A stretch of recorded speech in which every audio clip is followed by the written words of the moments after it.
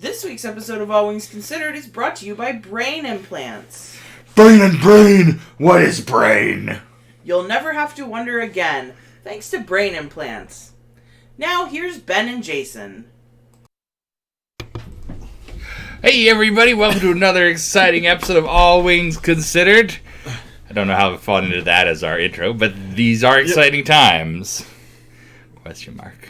Sure. It's December. Hey everybody, I'm Ben Loaf Lesnick, and I am joined as always by my co-host, Jason Dunderdall McKay. Oh, did you want to say it or I don't care. I don't want to do any of this. I was hoping. Do we the remember government forces me to.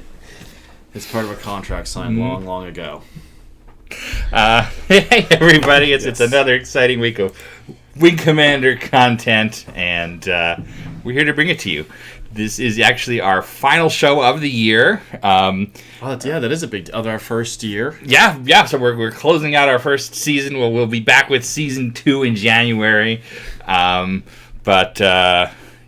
been a great year. We've had a lot of fun. We've played Privateer and sung a lot of terrible songs. It's really that became one gigantic song. Yeah. It's been good stuff. And we also played through Special Operations. We read Fleet Action, and we're halfway through Heart of the Tiger now. Today we're going to be playing the Torgo series of the PC version, and we're going to do book club to talk about the rather different novelization version of those missions. It's an exciting day. But as I say, our last show for the year, we'll be back January 2nd or 9th, whichever makes more sense. And we may try to pop in there with like a game stream over the holidays, but this is our list. Episode 35 will not air until 2020, which still feels like the distant future. But it is weird. That's what's ahead of us. What's behind us? How was your week? My week was good. I finally saw Midway, which we can talk about in a bit. We need your review of Midway for sure. Yep. Do you want to do that right now or later? No, tell me. What did you think of Midway? I just want to start by saying 2 words: missed opportunities. Like, being someone who knows a lot about the battle, I saw a lot of times what they were doing, but I'm thinking the average person would not understand this random reference or line in this that has a lot of significance that they never explain. CGI was something. Pearl Harbor happened from one very distinct perspective, and Battle of Midway happened from and they really want to let you know that Richard Best's name was Dick Best. Like, you got to know his name was Dick Best. Like, everybody had to mention Dick Best. It did some things okay, but it did a lot of things not okay and just missed.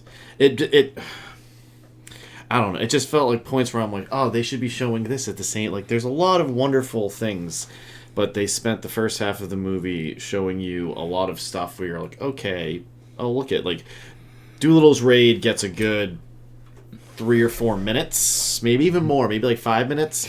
Well, I mean, I know a movie where it only got 30 seconds. Well, exactly. Oh, aren't you good? That's true. But they turned it into like 90 minutes. But yeah, so Doolittle gets Coral Sea gets like 45 seconds, but has somehow the USS Enterprise has magical powers and happens to watch as the Lexington sinks, despite being at the time probably like 1,500 miles away in reality. I usually leech the Lexington. Yeah, well, there you go. Yeah, no, in this case she was burning. But yeah, it just felt like I would not give it.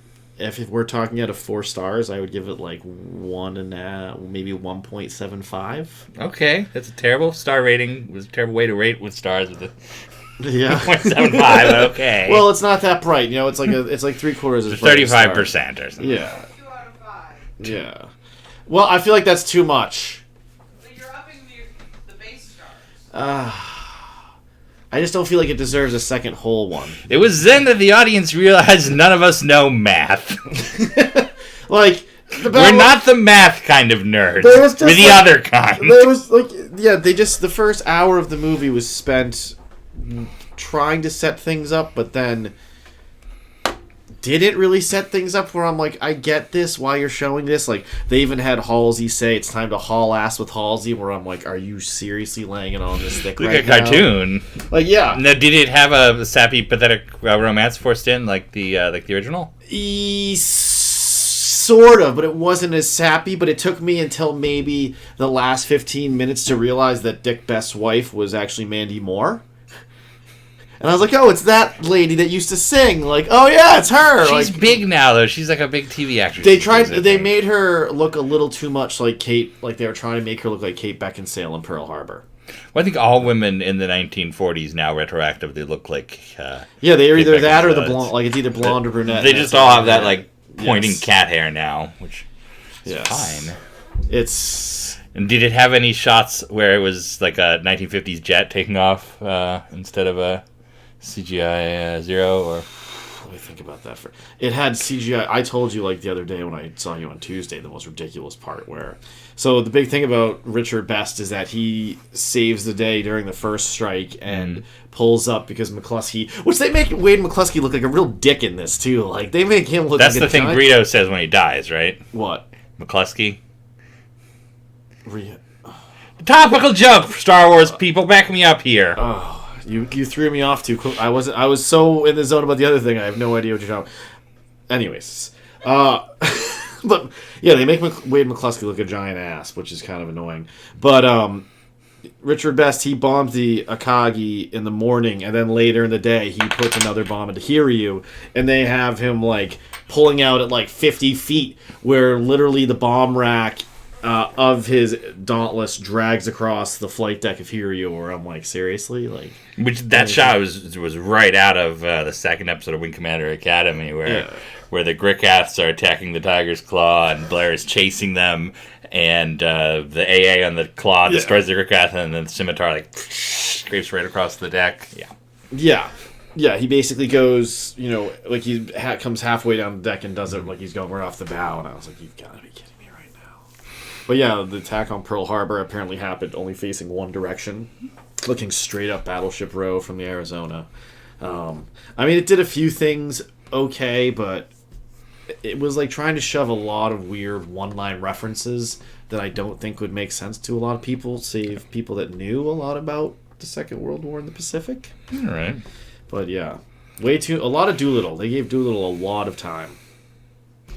I thought there was too little. I don't know. Okay. Yeah, there's no good joke. Okay.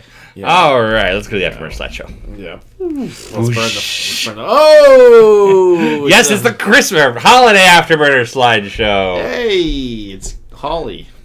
It is Holly. I considered putting an actual missile there, but then we would have had to kiss, and it would not have. No, I would have put a missile hitting a toe or something. Yeah. I would have done something like that. That's why I don't let you set up the OBS overlays. There you go. Yep. So what's in store for our thrilling end of the year show tonight? What are we doing? Well, we have a special selection of Wing Commander False Colors. Did you finish the propaganda posters? I did. We got some propaganda posters to look at. I didn't know how else to mention them since they're on the list. But so we have some propaganda posters. Mm-hmm. One that it's a common theme. Actually, I should have moved it so you can see. You can sort of see it. I've got a close-up picture, so we'll talk about it. Everybody always asks about this behind me. We've got some phone art. An Ultima cartoon that Ben says he's never seen, despite the rest of the universe clearly knowing it exists. He's only in his own head does it not exist, but we'll find out what he has in store. That's not so exciting. Well, that was a lot. We got some gameplay. We got some book club later. And of course, yes, and then it's Wing Commander 3 for the second half, where it's Torgo, Behemoth, Torgo. Torgo. But first off, let's look at some of our blind items for the week. Some of the exciting things that came up around the Wing Commander community and in our own personal fandoms. The first one, which I want to share, which has nothing to do with any of us, but I thought it was so cool, and it was on Twitter. So this is a Wing Commander Prophecy phone card. The German. First of all, do you remember what a phone card is? Yes. We're old enough to remember phone cards. Yes, when I first went away to college, they were very important to call home with because that's how you were able to call long distance when long distance was a thing. Yeah, back in the day, you could buy $5 on a phone card or $20, whatever, and you could use it to make long distance calls. And your mom would send it to you were at college. That was a big thing. Yeah, I feel like it started to go away. Maybe halfway through, but yeah. And they were even bigger in Europe and Japan, where it turns out there is a whole series of Wing Commander phone cards around the world. Okay. We've discovered 2 different ones that were released in Japan. There's one that came out as a promo for the Super Famicom release of Wing Commander 1 in 1993. One that came out as a promo for the release of the Wing Commander movie when it hit theaters in Japan. Okay. There is one in England, and I've never been able to figure out the backstory, but it's just the Wing Commander 2 logo. Apparently a promotion for Mindscape, but I don't know where it came from. And those all show up on eBay a bunch. And then there's a German Wing Commander Prophecy phone card, which is a vampire on one side and the Nephilim ship killer Kraken on the other side. And so those have all been seen before. You can find them in the CSE archives. But Dominus of Exalt, a big Ultima fan on Twitter, discovered this, which is the original packaging for the German Wing Commander Prophecy phone card. And it's this awesome folder with early Wing Commander Prophecy renders art. And then there's like a CD-shaped inlay that you can remove. And the phone card is in there. And man, I'm jealous of that. That is so bleeding cool. That is the most ridiculous packaging overkill I've seen in a long time. It really is, but it's so cool. I mean, you want to protect that phone card just in case. Oh, look, it's just a folder. It's just a folder that opens. You know, because there's a CD in it. Oh, it's not a CD. It's a phone card. Hey! Imagine the levels of disappointment getting down to that. Yeah. And then having no minutes on it. So, yeah, I wanted to share that. I thought it was awesome. I want one. Watch out, German eBay. I'll be watching you. Call me. Call me, German eBay. That said, let's talk about propaganda posters. All right. I have no good, any... Sure you do. What's a propaganda? Tell me what a propaganda poster is. It's a poster that pushes propaganda. Who makes them? Why do they make them? So the government would make these posters, and over the years, I guess, different nations have had different styles of doing them, but the whole idea is you're trying to motivate the home front or, motivate the troops or, cause hatred to the enemy in order to, have people sacrifice and things like that or push certain agenda items, all in order to typically help, national objectives. So one question we get here on the show constantly is, how do you get your hair like that? No, that's Tresemme. What is the deal with the nude torso in back? The headless torso. Yes. That we always cut it just below. Yes. And the answer to that question, which I'm sure we've talked about before, because we've talked about at least, I want to say at least 4 times over the year. It is a Wing Commander Universe propaganda poster, and it's an actual prop that was used in the rec form of the Tiger Claw in the Wing Commander movie, which I got through Prop Store some years ago. It's nicely framed. I also have a Marine one over there that you can't see, but we'll show them to you in a second. These were part of the set dressing for the Wing Commander movie. If you remember from the movie, there's the first part where Blair and Maniac get to the Tiger's Claw and they walk into the Tiger's Claw's pilot's mess, and everybody's sitting around, and Hunter finds out he says something dumb about Boss Man, and they get in a fight, and you all know the scene. It's a famous cinematic scene from movie history. But you were all there with us at the same damn time. If you look in the background of that scene, on all the different walls of the mess hall, there are different 26th Circa 2654 propaganda posters. Warning: stay away from the Kilrathi. Don't give away your code information. All these sci-fi ones that were made by the props department on the movie. I wish you... I know what I didn't think of that's dumb. I should have worn... I have a shirt, my loose lip sink ship shirt, that I should have worn underneath. You got your Christmas shirt today. You couldn't do it. I know, but... Well, I could have had it on underneath, but I should have thought of that. That's silly of me. But anyways, sorry. So there are maybe 8 or 9 different posters you can just glimpse in the background. I will say the Wing Commander movie, the fellow who did the sets was Peter Lamont, who did Titanic. He's one of the... for all the ways the Wing Commander movie didn't come together, there are some that it really did come together, and the set dressing is one of them. There's just astounding detail in the background of every shot. So we've always been able to see in the background these posters that are just tantalizing to Wing Commander fans because they look so cool and you want to read them, and you can't.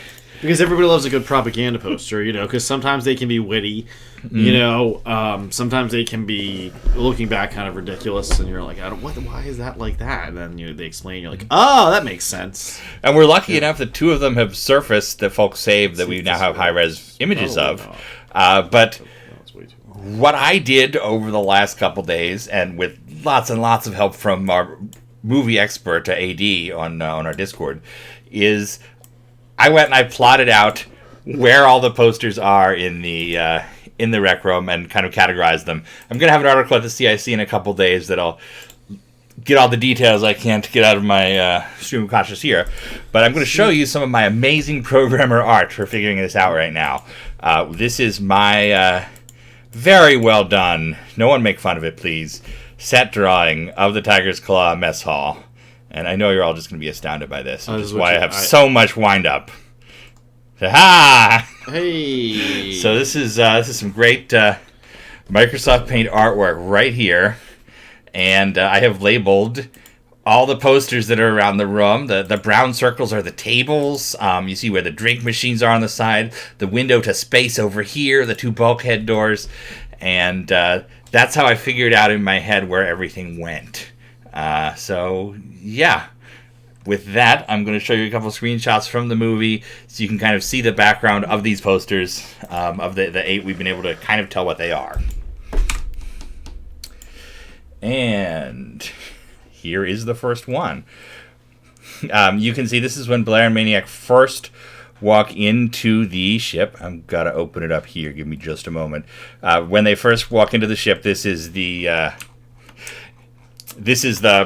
panoramic back wall, and you can see straight back there is a black poster that says "Be prepared." We haven't been able to read any more than that, but that's the first one.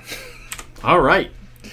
Here, which you get a good close-up when we have the jump scene and you have the Matrix style, pre-Matrix, the proto-Matrix. What is it called? The time-lapse scene of the jump where the camera spins around and everything freezes. You can see there's a poster back there with a shirtless man that says champion, and then his name is at the bottom, but it's covered up by the chair. Some very nice honk. Yeah, there's one thing about the various pinups and things in this scene in the background. They're both male and female. So there's in the original Wing Commander, you could click on the bikini lady and you can see her picture, and people complained. And then for Strike Commander, they had a bikini lady and a muscle dude, and they follow that through the movie. There's bikini ladies and muscle dudes everywhere back there. I mean, it's just like a weird garage beauty salon situation. Next up, we have this picture of a lady with a Confederation roundel in back of her. All right. And if you can zoom in and make out that it says, "Do it for me, boys." And for the longest time, people thought this one just appeared in Blair and Maniac's quarters, and maybe it was a picture of like Saranya Carr or somebody. We now know that. Go back to the first image. You can see that when we have the whip pan at the start of the jump scene, it's over by the pinball machine in the rec room, so it's used twice. A bunch of the posters reappear in the various quarters. Maniac and Blair's quarters and Paladin's quarters have more of the posters, but they're all duplicated from this original set of 8. Here, you can see the Marine recruiting poster, and this is the other one I have over here. It is right there to the left of the dartboard in back of Blair when he's getting into the fight with Hunter. I like how, in essence, you have it in a similar situation in this room where it's kind of blocked by a bunch of different things. Yes, so you can't see it. We'll show you a picture of it being blocked by. Here's mine. Yeah, you have to go in the corner to see it like that. Because of the computer and a war. It's perfect. This is the great sort of thing that comes from a prop department, and you wish were archived better, because it's a take on the universe without any of the expectations of fandom. It's what some guys in Luxembourg in 1999 thought was cool, rather than how you think the Wing Commander universe. So, yesterday we fought to save a country. Today we fight to save a world. What does that mean? We'll never know. But it's fascinating. And if you look at the text at the bottom, you can see it's a Marine recruiting poster. Who is that guy? What is he doing? Who knows? But it's really interesting. Here we have 2 posters. The one on the left has a sketch of a Confed pilot. It says it's either warning or alert, and then at the bottom it warns you that you you should only use your codes while you're in the cockpit. The Karathi are intercepting codes when they're aboard ships or something. Loose lips sink ships. Indeed. And the other one is about how peace can never be achieved until evil is defeated. And then at the bottom it says it's a recruiting poster for the Confederation Navy. So there's a Marine one and a Navy one. I wish we could see that one closer, but you see bits of it from a couple different angles, and you would be able to piece together what the text says. It's interesting that they have the Marine ones mixed in in the pilot's rec room. Yeah, but there's that scene in the movie where a pilot calls the other one a Marine. So I think there was almost the idea going into the making of the Wing Commander movie that they're not Air Force pilots, they're Marine aviators. As opposed to just Navy pilot? Yeah. Okay, because I was going to say, I was thinking they were probably I doubt they would think at the end of World War II, because the U.S. Navy used to have a mix of Navy and Marine pilots on carriers. So, and we have this one here next to the that one looks next to the hatch where they enter at the start and they go out at the end. That one says never underestimate the Kilrathi, and we're unable to read the other text, but it has like 6 black and white photos of humans. So again, I would love to see that up close. One of the great tragedies of all this is when your movie is incredibly successful, this stuff all gets preserved and it goes into like a visual dictionary, and fans pour over it every day. You know, you look at anything in Star Wars, you know, the tiniest background thing in the cantina has a novel about it now. So, you know, in the perfect world where the Wing Commander movie was incredibly successful, it would have been cool to follow up on all this. And lastly, or next to lastly, here on the right we have the one that's in Backwest. You can see that the top of the head is a Karathi body, and it says warning. And here's a picture of my one close up. Before you trust him, find out if he's two-faced. And again, this is the setup for some incredible story. What is the thing that the Karathi are doing that is causing this to be an issue? Are there weird skeleton tiger men posing as humans? I don't know. We'll never know. Someday we might. That's very strange. I hope we don't. I'd rather we never know what that was. I need to know more. I feel like it's and just then we're back to my my drawing. So that is back in the room. That is the 8 that we're able to discern what they are. There's another one that looks orange, but we don't get any look at it. So we don't know if it's a propaganda poster or some other signage, but it's interesting stuff. And I'll have a whole article with all these and high-res images as best we can get on the CIC in a couple days. And again, thanks to AD for helping us put that together. What else do we have today before we get to our annual Christmas tradition? Ultima. The cartoon that you said doesn't exist, but everyone else does. No, stop this joke because I need to explain this. All right. There's this long-running thing online where people talk about the Lost Ultima cartoon.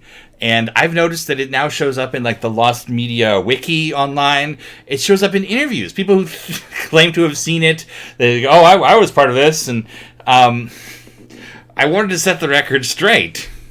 There is no Lost Ultima cartoon. The claim, and there's an article going up to CSC tomorrow that's going to fact check all this. I wish right now we had like some kick-ass people's court music where you're like setting the record straight, testifying for the record. Ben Lesnick. I feel like this moment needs that. So basically, the story goes that in 1989, Ultima came to Japan in a big way, and it had this massive advertising push. Okay. There were Ultima comic books or manga. There were Ultima pop music albums. Richard Garriott was a minor celebrity in Japan for a while, and it largely surrounded the release of Ultima 3 Exodus for the Famicom, the original Nintendo. It was incredibly popular in Japan. People love those sort of games. It led directly to Final Fantasy and so on and so on. There is a passage in the official book of Ultima by Shea Adams, which says, and soon, it's part of a sentence, it says, and soon animated cartoons brought the story to television audiences.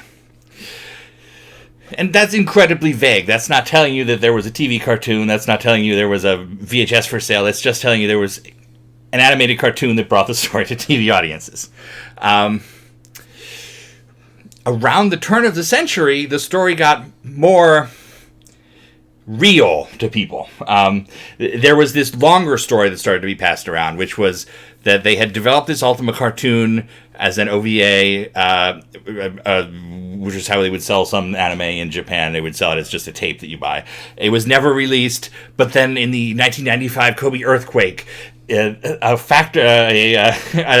facility full of them was found, and they were sold at auction, and this is how anybody knows about them. And it's this story that... So a warehouse cracked open? And yeah, they were like, oh, it's called Ultima, let's sell that. Oh my god, what a weird factory to just find. How did anybody not have the key to this? Okay. But since that time, appeared in the fandom, it has been repeated so many times, including by people who worked at Origin. It's like, oh yeah, the factory and the earthquake, because it has all these tantalizing details that seem like they could be real.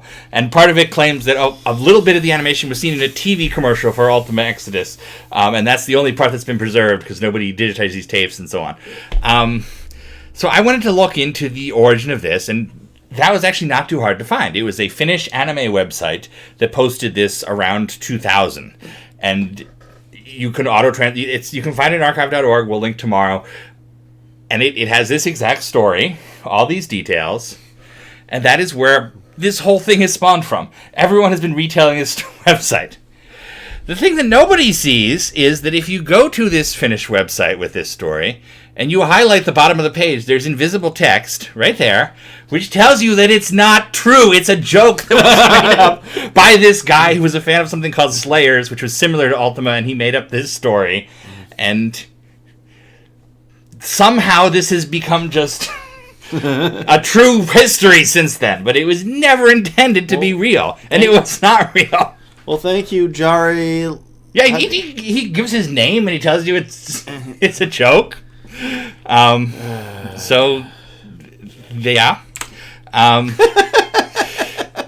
Yeah. This is the box artwork for Ultima 3 and in Japan, and it is true they created these anime-style characters for all the people, for all the party members, and they did indeed create an animated cartoon for television, which was a 10-second commercial to advertise the game, and I will show that now so people see it.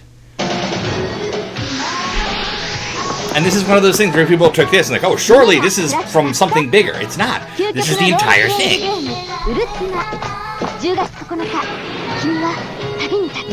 It's a commercial for Ultima Exodus.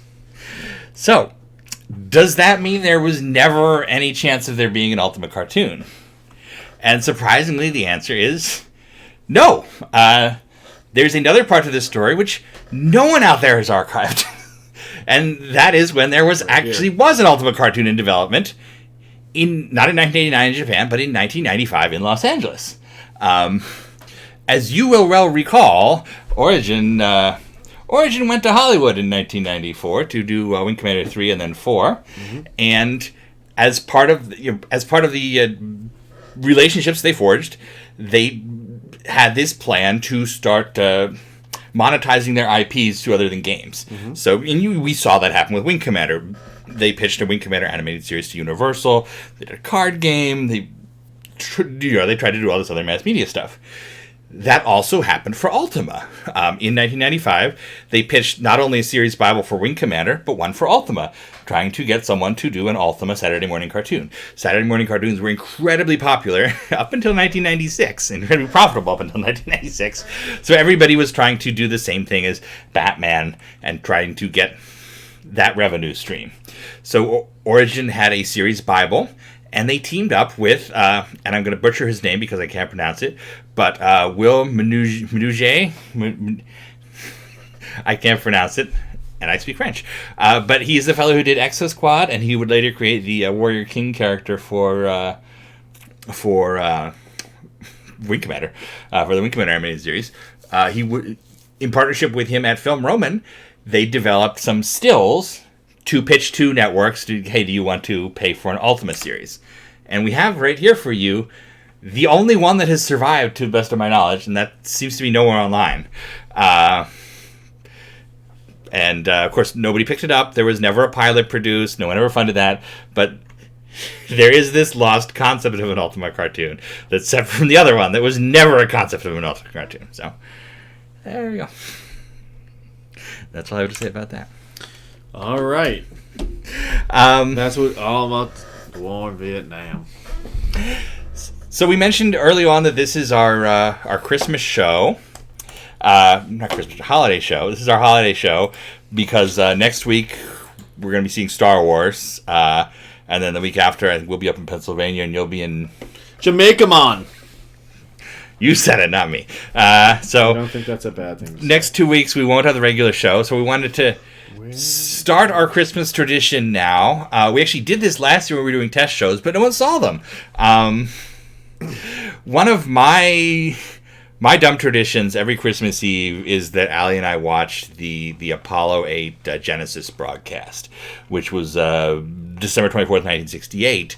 Apollo 8 made orbit for the moon for the first time, and they sent a Christmas Eve message back to Earth, which was the astronauts reading the book of Genesis. And it's just one of those great moments in American history. You know, everybody felt good about that.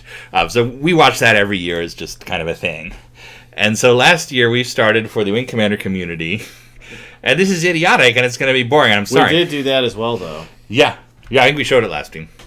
No, you read it. Yeah, we read this last year. No, but the Apollo, you did too. Okay. You did. You have. You read that, just so you know. So we it's went somewhere in the deep archive. I don't think I read the book of Genesis live. No, you read the Apollo 8 thing. I told the story of it, yeah. I thought you read the thing. Or maybe we did play it. Maybe you're right. I don't know. Anyway.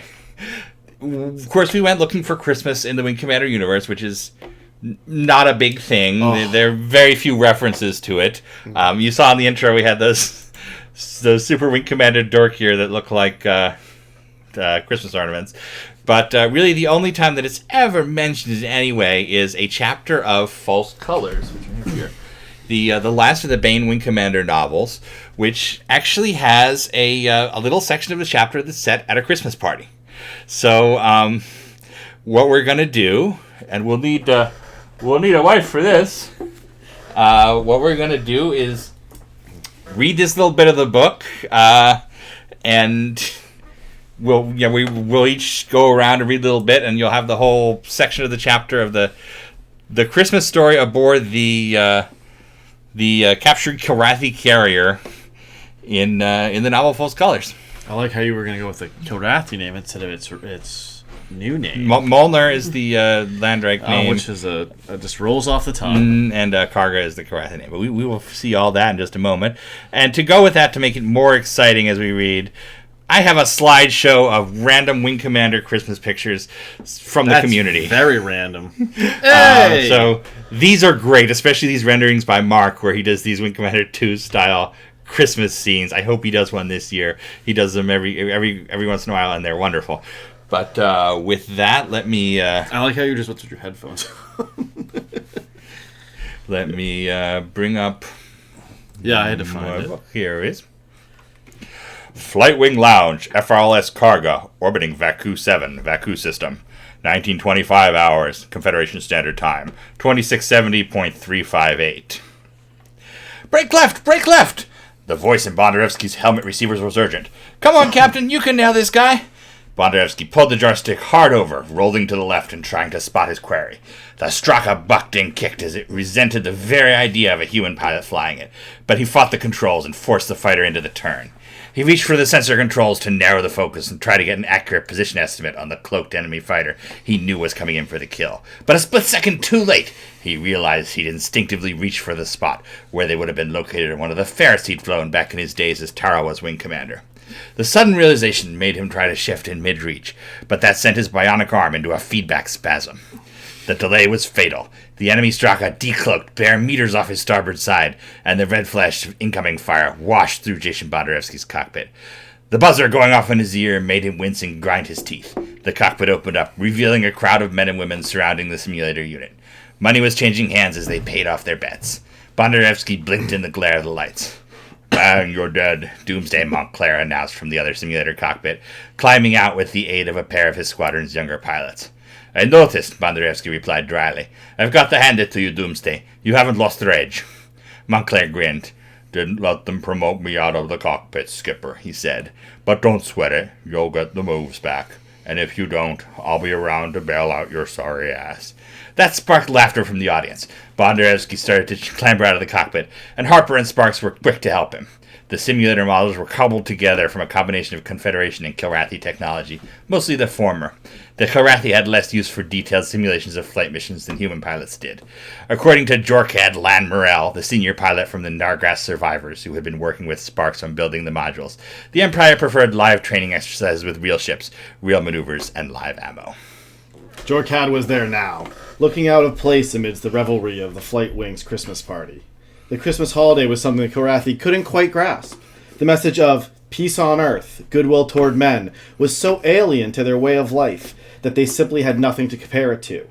But a Kill enjoyed a good party as much as any human, and Jorkad seemed to be developing a special fondness for eggnog.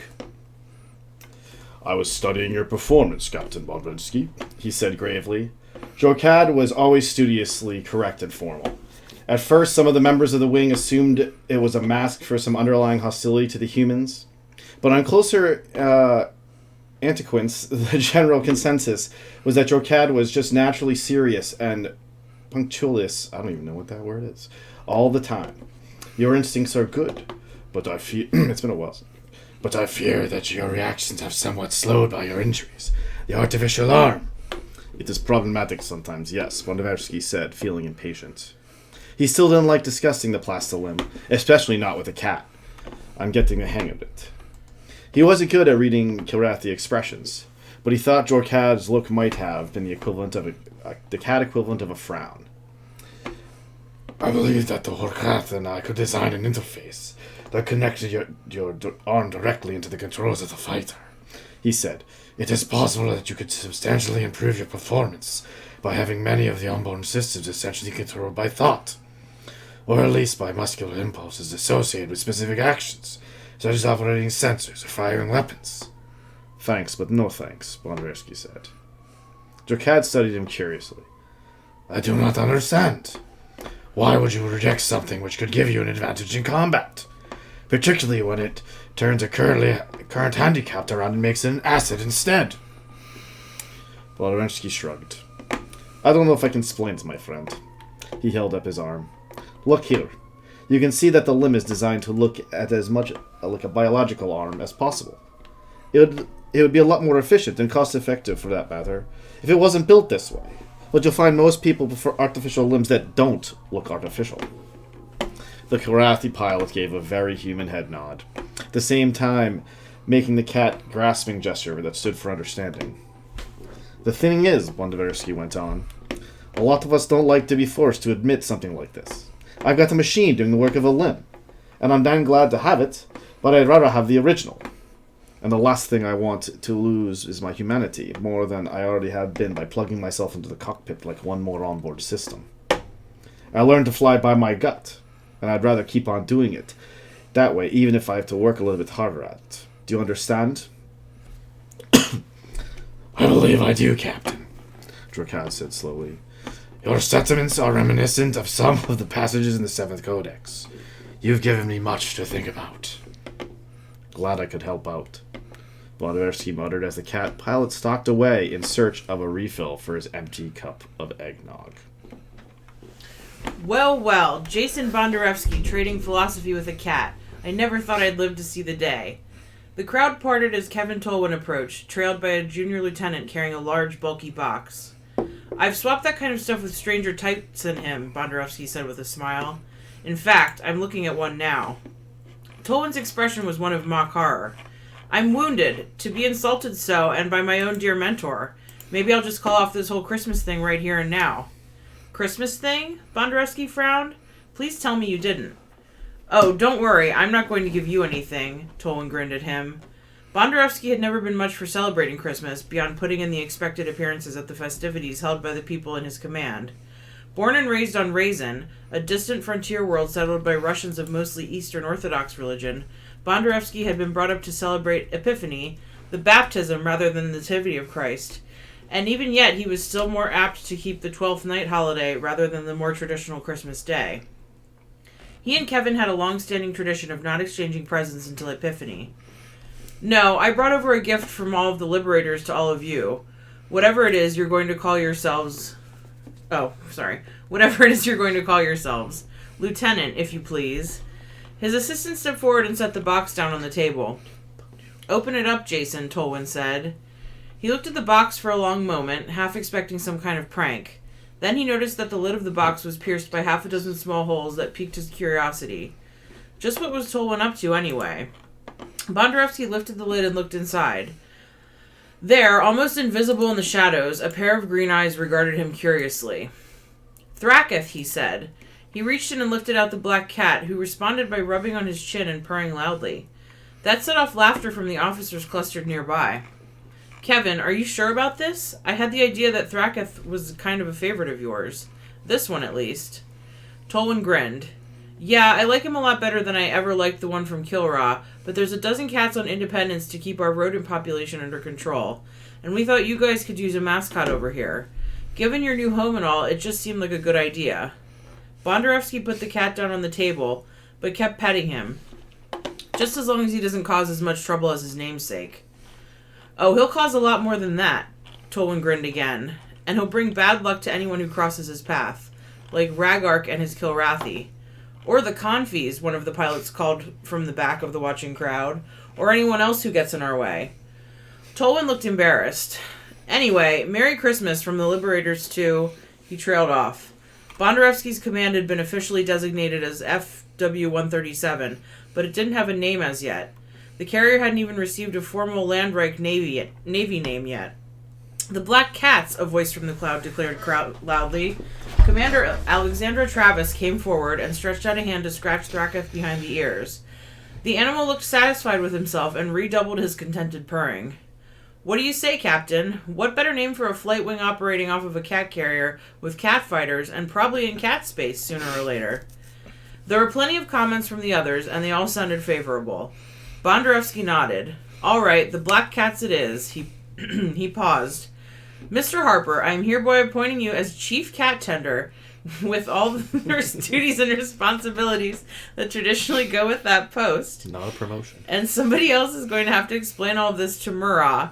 I sure as hell don't want to tell him we've got a house pet named after his cousin.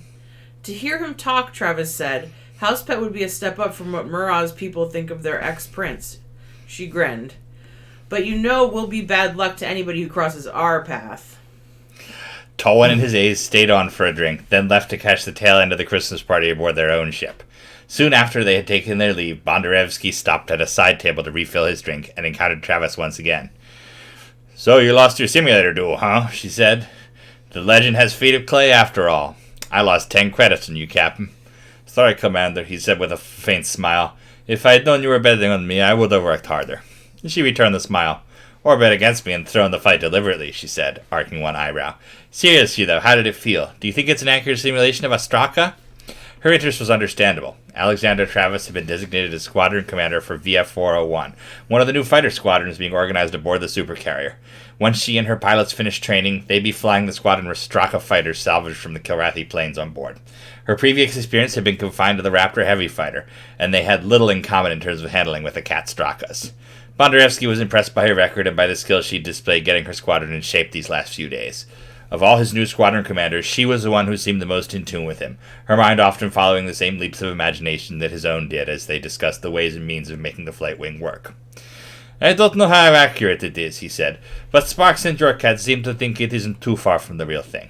If it's anything like the simulator, the Straka's going to be heavy going. Big and mean, but not exactly subtle. Except for the stealth technology. I guess the cats figured they had a cloak. Why bother making the thing nimble, too? Takes some getting used to when you've come out of the high maneuverability school. Sort of like trying to fly a shuttle after a stretch of duty with Hornets, she said, nodding. Well, not quite that bad, maybe, he said, remembering his landing on Independence and how clumsy the shuttle controls had seemed. I figure with enough sim time, it won't be too much of a problem getting these cat planes down cold. I have to admit, though, it's pretty strange thinking of how to use them in combat and not just how to beat them. She laughed.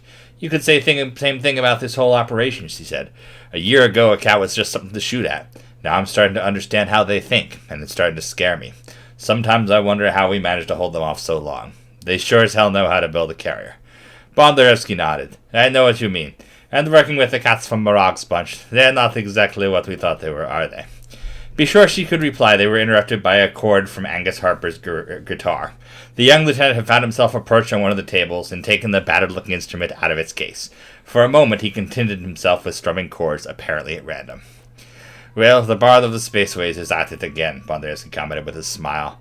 What's it going to be tonight, Lieutenant? More of your old Irish rabble-rousing songs? Ah, now, sir, I be playing with such things and ignoring the spirit of the season, Harper replied with his easy, charming grin. No, tonight I'll not be speaking of the Gaels and their long struggle for freedom, more's the pity. Instead, I thought I'd give you a Christmas song me old mother taught me when I was just a lad. He started picking the strings with practiced skills, closing his eyes and starting to sing in a soft, pleasant voice. It was a song Bondarevsky hadn't heard for years. The crowd was rapt as the young Taran sang the story of the child Jesus and his scornful playmates in Egypt, and the miracles that alarmed their mothers. Thinking of the work he'd done on Karga, Bondarevsky couldn't help but believe that the lieutenant's choice was deliberate and apt. They'd all worked their share of miracles out there on the edge of the frontier, and after this holiday was past, they'd be right back in the miracle-working business once again. And that is the Christmas party on the Karga from False Colors. And from all of us here on All Wings Considered, happy holidays, Merry Christmas, all that. Looking forward to another year. Why does that look like a candy cane penis? I was thinking that before earlier, where I was like, wow, I don't remember it looking so phallic. It really was. That's the Clydesdale from Also, there's a billion sirens going on outside, so I noticed that. Yeah, so just make sure the neighborhood isn't burning down. Yeah, let us know. So, we've been for a while. If I'm recalling correctly, didn't that also happen last year as well? We were I feel like when we were reading, there was a lot of sirens last year as well. Because I heard them when they started a while ago, and then they kind of went away, but they just... It's the holiday parade. Oh, okay. That's appropriate. That's weird to have a holiday parade at... Appropriate, very appropriate. 7... I can hear it now. Well, with that... Okay. We're going to move on to gameplay. Sure, from and phallic we'll do that again next year, yeah. Never thought of it that way, but all right, here we are. If you recall from the last time we were playing Wing Commander 3 on the PC, we had just jumped to the Torgo system, and Admiral Tolwyn had arrived on the Concordia, or the Victory. Not the Concordia. The Victory is no Concordia. Nope. Concordia is dead. I set you up, and you did not knock it down on that one. I'm sorry, I'm still so distracted by all the sirens. Well, you can go see the parade. I can... Nope. Load our... Well, that just seems excessive. Save game. Nope, the Victory is no Concordia. The Concordia is no Concordia. Whoa! There we go. You figured it out. You got there. Yeah. Wow, it's really loud.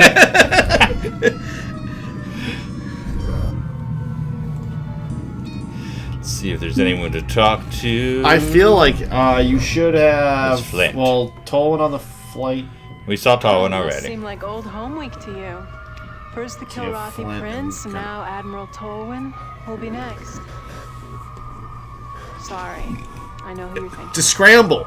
Do you? It's a holiday scramble. No, I just know more about your history than you might be aware of. Well, that just seems excessive. She's Colonel in Covert Ops, right? How did you become such a student of history? That was my weapon growing up. Nope. Being the girl. The cheer. I We've had to have moved beyond the something to cheer, give I an think. inch. And one thing I know about my history is that you and the Admiral It have may crossed come paths back. more than a few times. She can see Tolwyn's a jerk. I don't think you're wrong. She can see Tolwyn. She can see Tolwyn's a jerk. Is more like She can see Tolwyn's a he jerk. knows history too. Plus, We'll have to every compare rule the and bees. No, he just How the doesn't two, know the two big bee men in Can't argue Tolwyn's with you life there. think about him. Hi, can I give a report? Absolutely. Absolutely. So that was What was Santa. Uh-huh. He was flanked by 3 fire trucks Okay. Hello. that were really popping off. Yep, we can tell. Yeah, one of them was covered in Christmas lights. Okay. Yeah, the two fire trucks were like parked out there. And then Santa came down the block, and they, like, revved up their sirens again. Yep. And then the fire truck with the Christmas lights followed him up behind. Oh. So, I guess that's what we do with fire trucks. All right, Santa's holiday fire USA. convoy. Yep. Right. America. I took a video of it, so we can all watch Yeah, it. so yeah, check out her social media at Ballroom Blitz on Twitter. You don't need to hype my social media. Hype! All 5 or 7 people All were here. tens of people you'll have a huge surge. All right, so we are at the Torgo system, which is Welcome, Kale.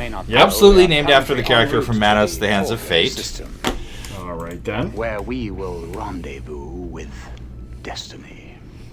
I did not do my due diligence. Gentlemen, playing this, I give you the Confederation's If memory serves, finest this system really is After a excessive decade of secret and heavy research on and two development, things. Our greatest minds have created the Octons device and that will spell Dactyls. doom for the Kilrathi. Behemoth is That a is a great series of wireframe linked, right there. superconducting energy Yeah, and you'll application notice conduits, it's a different effect than we've focusing seen an on the output map table 500 before. million We gigabytes always into usually just one go large down on the map point. table and see it in 2D, but Any target at the end they've of gone that above and is beyond destroyed. here to show it as an actual hologram in front of Tallinn. So Yes, Captain. whenever you see a special shot like this in Wing Commander 3, it took a whole lot of extra Lasts effort. a year or two for Well, it's cool because then they have the testing. video, you know, in the Unfortunately, background circumstances have playing, forced you know, me and to it shows the deploy destruction of the weapon planet now. and everything else. So But you, might I yeah, ask you why? get the briefing materials that you usually get looking flat in two different ways. More than anyone else, Colonel. The classified and They're still bitter playing truth behind him. Yeah, it's the thing that is that Hobbs actually Confed has says. been losing the war this past year. If the current trend continues, the Kilrathi will be walking on the Earth in 6 months, maybe less. So, the Well, that's behemoth not must be defeatist. pressed into service early. Hey, we need to use a than super anticipated. weapon because otherwise we're super screwed. Because of this accelerated deployment, the ship's defensive systems are... well, how can I put this? Note it's an especially Some long briefing. We're essentially entering the climax of the There second are a act few, of the game soft spots. in these next 6 Located missions. here and here. Where the shields are thin, there's been no time to complete keel mounts or laser turrets. I expect you to be especially aware of these areas, Colonel. It'll be your job to protect and defend this ship. This should be looked upon as the Confederation's last-ditch effort to win the war outright. Yes? Yes, thank you. I understand. Thank you. Well, the download is complete.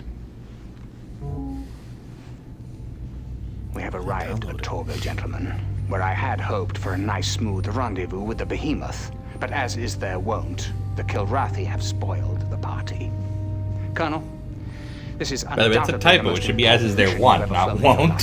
life. You must defend They the also Behemoth at should all be. costs. I He want should the be Magnum launch. All fighters much up. Are we more clear? angry with the fact that the Kilrathi penetrated to the sector command. You know, Torgo is not a small. We got a scramble here. It's a briefing into a scramble. It's interesting. I told you it was a scramble. That's why I said the fire trucks are playing it, Jim. Listen, I've been here a whole year. You don't trust me by now? No, I do not. Yeah, it's been a long time since we've had to use our acting voices. That took me a second. I forgot how to be Kilrathi for a second there. Oh, there's your scramble again. Santa's inbound. All right, you're in an arrow, and you are, well, prepare for Pacton City. They're coming back. This is an interesting one because we're going to see some NPC wingmen, I believe. Yes. Yes, we're going to see, yes, we've definitely got Santa inbound, but we will also see, well, and this is one of the only points where we ever see them, right? Because you don't really see them again, or maybe you see one or two on another scramble mission. We saw them earlier in the game at the Tamayo scramble. Okay, that's what And in fact, you can go through there is a game system for the it's for the ridiculously background. loud. It's so loud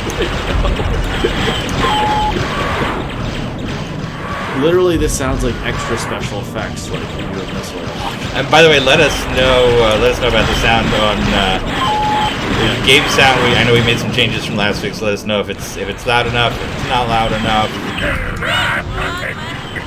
Taking a minute to get my Well, I mean, you get my sea legs on this one. Well, I mean, you definitely just had, you know, that's very... I'm not sure how loud it is on the stream, but it's extremely loud here. Now it's going to play. I can't shake this cat. Here's Flash battling the same nav point again. Oh no, we got back dots instead of Yeah, back. welcome to... This is... What's your status? Oh, we got Flash and Primate, everybody's favorite. Oh, maybe he's going to distinguish you with him today. So this is a really cool mission design because you basically are seeing the other wingmen who are flying their own missions and you're helping them out, which is... Yeah, and that was a huge, like, immersion. Because this made you feel like you were in a important Federation system. Yeah, yeah. And then eventually you see the machine. What also sucks, though, is this actual nav point. Do you remember this nav point? Because you're going to be here for a long time. Yeah, it's wave after wave of enemy planes. Yes, it's 2 Vaktovs, 2 Vaktovs. Not once, not twice. Nor 3, nor 4. But 5. 5 waves. Fine. We got 4 arrows. And then, just so you know, then you cap it off again with the final match. Oh, I know. So this isn't really this is like a real heavy assault going on. Imagine Tolan should be angrier about this. Well, you know, this mission is a bit of a paper tiger because unlike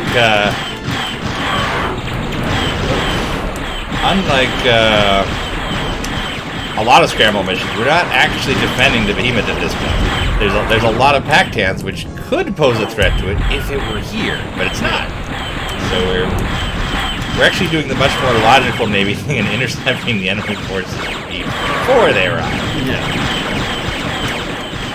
Should throttle down a bit. These very slow. Yeah, you typically want to engage as far away from its objective as possible. Oh! And in other news... Well, let's try that again.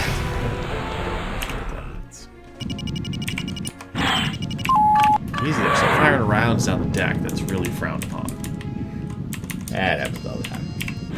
It happens not as often as you'd think. We made it 3, it happens all the time. I guess it Bogeys in sight. Then break it. Break and attack. Taking it to him. Don't you wish you could select your own missiles? Especially, yes, on the arrow, that you're not loaded for joy here. Yeah, they give you those heat seekers. Which is not so good. Yeah, they're very rarely useful. Those tail guns, though, those are a pain in the butt. Yeah, that mass grabber.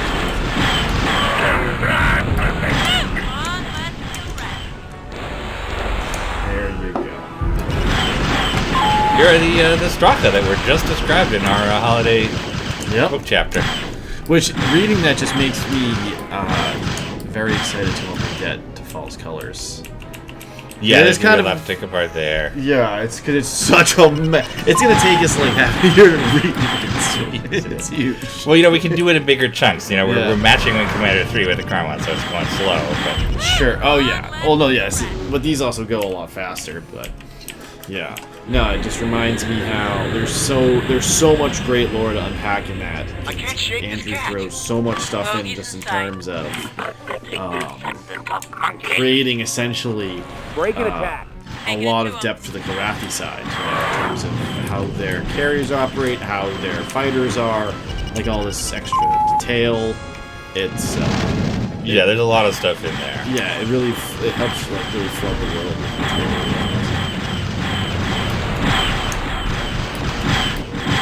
Definitely like a very deep. Well, he actually wrote a series of novels called Carrier about a fictional supercarrier in a 80s war. Yeah, well, he pulls his document in a separate order. Yeah, he tries to make the Kilrathi slightly more like Imperial Japan than the British, and then the Confederation like America. Yeah, he does a lot of the things are very cool about, you know, the whole idea of hangars and the Karathi carrier and the doors and all that. So Primate first appears here as one of the background characters, and then he will be a selectable wingman of Wing Commander 4. And he's kind of The only wingman you should use. yes, he has a reputation as being the best MPC wingman of all the MPC wingmen. Well, I mean, I'm sure Maniac's probably more efficient but Primate just has the best balance, it feels. Yeah, he does. He's a good wingman. Yeah. Maybe I'll just do it. Let's see.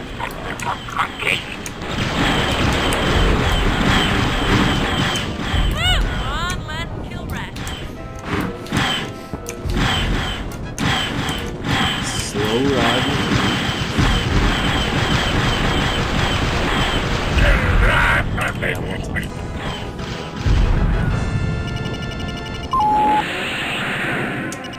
And again. Yep. Unpack all the different bits of that book when they establishes all types of Attack my target.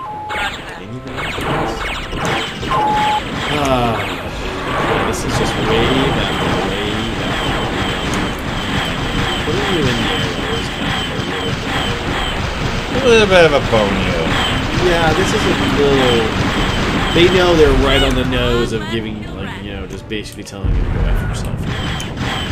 It's doable, but it's, you know, it's one of those. It's a tough one.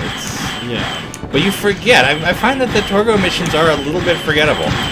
Oh yeah, well you're just flying. I just feel like you're flying around the behemoth in empty space. And look at that taunt. You know, they want me to kill a particular percent, but I can't go home yet.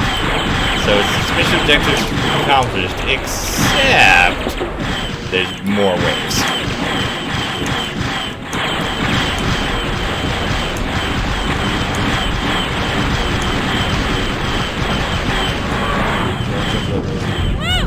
Yeah, it's not as bad as the No, the Master Driver's Master was killing. yeah. Master Driver's got the higher rate of fire. These are some big ones.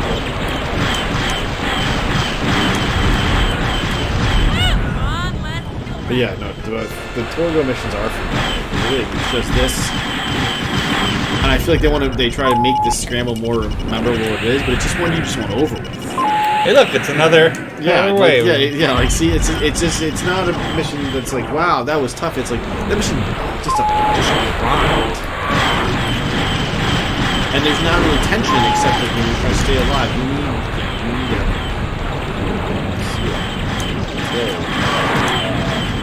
four where there's nobody actually. Yeah, it's basically you get to see the behemoth, but you don't.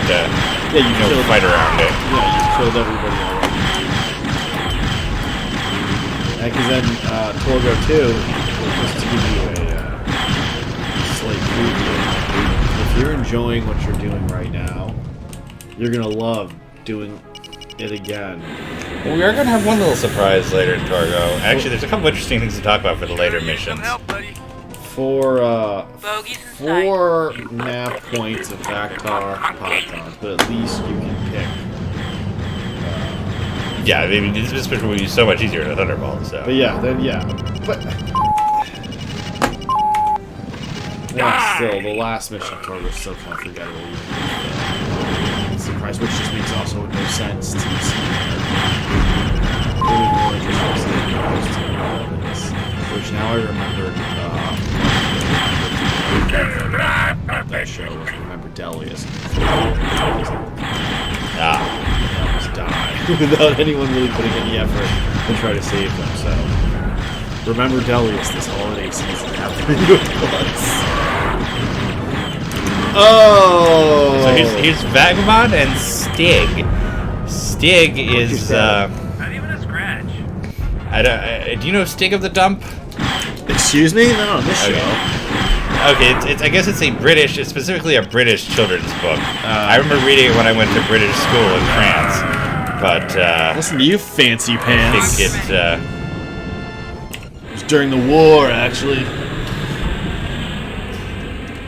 No, I went to a. Look at that! Look at all those engines, baby. So here is the famed behemoth. Whoa, that's what she It's said. very, very large. It's the second largest object in the game. In fact, you can, and it has a fly-inable super weapon, which I'm not going to risk doing right now because I just finished that mission. But next time we see it, we'll fly down the barrel. Sure. Yep. Yeah, we can go through the whole geometry. Check it, and it's also funny. One thing I feel like sometimes gets overlooked with the Behemoth is that the crew section is this little module at the very, very end of a arm. Yeah, it requires maintenance like being put together. Notice that the Tallwin VDU shots have no background. They really stick out there. Wait till you see them on the 3DO with color. Shocked again, successful landing. Here's a question for you. How do you feel about the color VDUs in the 3DO and PlayStation versions? Are they an improvement on the green, or is the... I've always kind of thought that the green was atmospheric, and it not so much a lack of color palette as more of a just what communications look like in space. I would agree with, like, yes, I see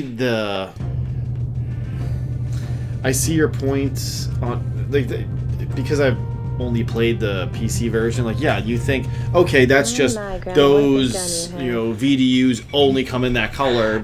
Sure, it's part of the immersion, whatever. Seeing them in color, though. Maybe you haven't noticed. I mean, sometimes it is jarring because there's like the really Karath thin. it's like orange. I guess it sucks up so much juice that the usual standard equipment gets shortchanged. That's probably in the specs for next year's model. Yeah, and Christmas At the tree lights, time, too. the green seemed normal for 1994. Yeah, Christmas tree lights. There we go. There's a Christmas Hey, we didn't even know that one was coming. Perfect for us. Save our game. But color, I mean, color seems what you'd expect for the future. Oh, certainly, but I mean, you're always... Yeah, no, but it green... seems like for the future, it would be little... Oh, what's Rollins? Little circular space pods that are run by drones. Sure. No, but you're right. Look at this Gump here for a moment. He's got like a 1980s style spreadsheet. Not even spreadsheet. It's dot matrix style printout where it's all stuck together. Oh yeah. Okay, yeah, you're right. I thought it was a Foley book. Suppose this wouldn't interest you. Coded transmission? Yeah, about 1 million of them, and they're weird too. Not the usual coatings. I can't even begin to break them. Lieutenant, yeah, because you're the comm officer, not the intel officer. His transmissions are supposed which we'll learn that there Colonel, is I've been around high rankers an before. intel This is officer on the definitely Victory different. we don't see. Commander Fairfax. Damn Tolwyn. He's always got something up his sleeve. Are you sure about this? Sir, I know there are times when you think I'm a little crazy, but I do know my job. Well, keep me posted. Yes, sir. Such a quite the jump.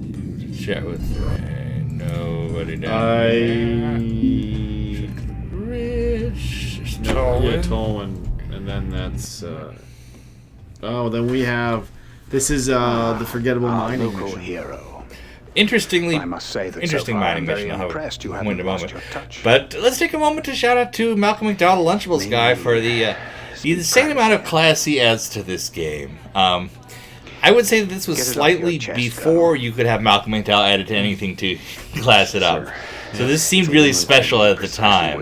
And he does a fantastic job. He does, yes, he is very much becomes Admiral Tolwyn in your mind. And he's one of those things that project 10 years ago. in your brain he's there for the entire game, but looking objectively, he's in the first cutscene and he's in these 2 series later, and that's it.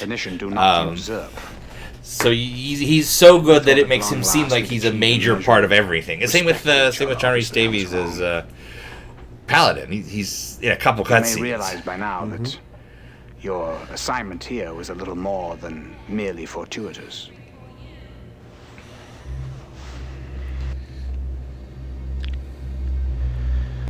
We're headed to kill Ra with that thing, aren't we? Well, what would you aim for if you had the biggest gun in the universe? There's a line. Yep.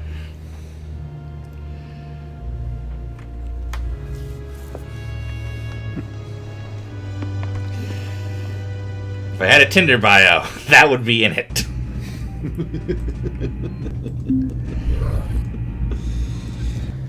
That might work. That would work. And here we are back to a normal briefing. Can't say it'll ever be normal while the Admiral's on board. I a joke, but I won't make it. Takes a certain sort to be an admiral, me. I'll take guiding just one ship. The day-to-day successes are more tangible. Let's get to it, Colonel. Of Behemoth's course, not the ready to classic move out Navy, yet. you We know. need to keep the Kilrathi Just away me and from my us. ship, that's all I Mind need. these 4 jump points and make sure None of that that they fancy take out all fleet comers. stuff. We'll eventually need this 5th. All I ask is a tall for ship our and a exit star to with steer her the by. There you go. Clear.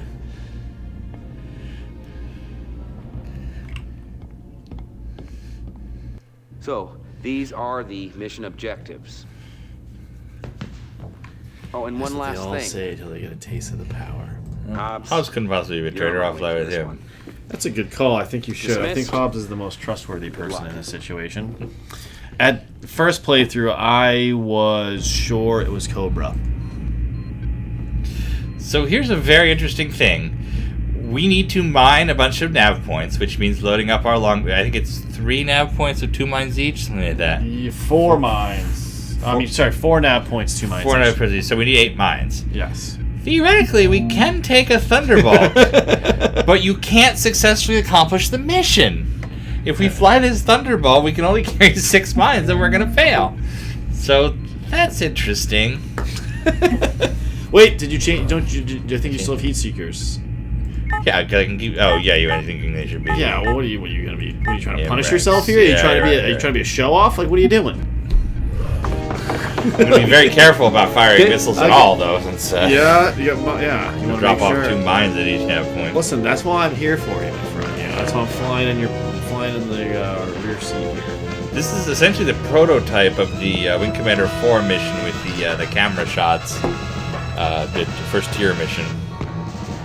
It's that go to each nav point, drop something off, and go on functionality.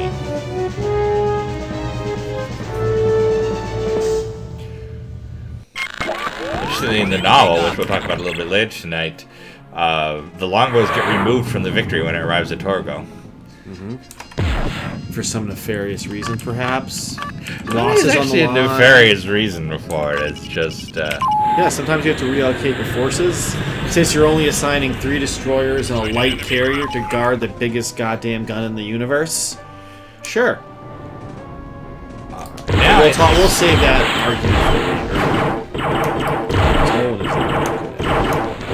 Just like a- well, there's the suggestion from the novel that he does not have a choice. That he wants a better ship, and his enemies at high command won't give it to him. Well, I mean, in my experience, when you're fighting a galactic war, collapse and loss, typically petty and silly, Have you ever been part of an organization? Absolutely. The people at the top of anything will try to screw each other while the ship is sinking. Guaranteed.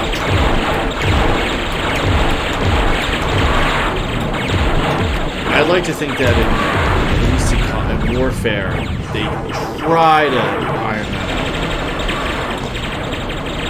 out. The club seems to have a way. Which, you know what? Of course, Hobbs doesn't bring an attack, I forgot. There's another infuriating thing, actually, that just set them in the way.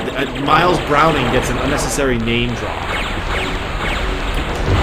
Which I thought was ridiculous. Miles Browning. Yep, Miles Browning was the day. But he's not a good person.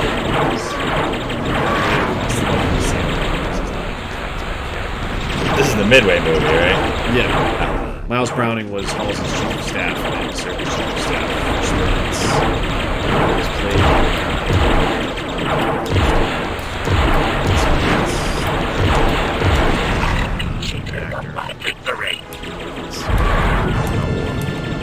and then there's a guy from Man in the High Castle, which was weird to see. What is happening here at this nav point? Why is it full of... Because it's just Vactoth and Pactons. I told you, man. No, but what are all the... are those... Oh, no, I think that's Hobbs dropping his mines. Oh. I think so. It could be decoys. Right? Yeah, I think it's somebody dropping decoys. It could be both. I think it's probably a mixture of both. But yeah. They have... Alright, so we want to drop 2 mines at this nav point, is that right? Yes, just 2. Proceed to next waypoint. There we go. See, that it doesn't really cue you very well for that one.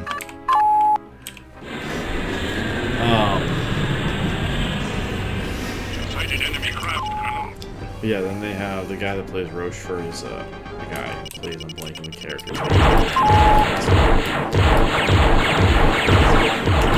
So how's everybody out there in chat tonight? Any questions or what are folks doing for the holidays? Let us know and we'll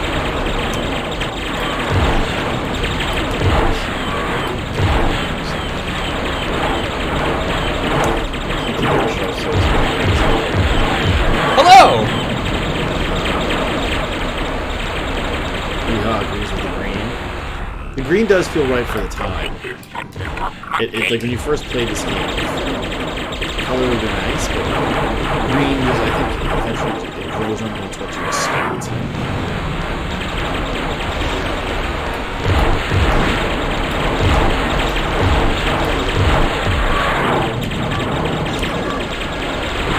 Break an attack.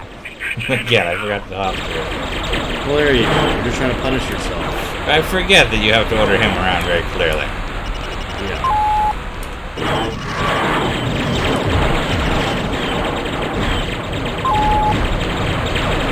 Well, you think Pop Top should be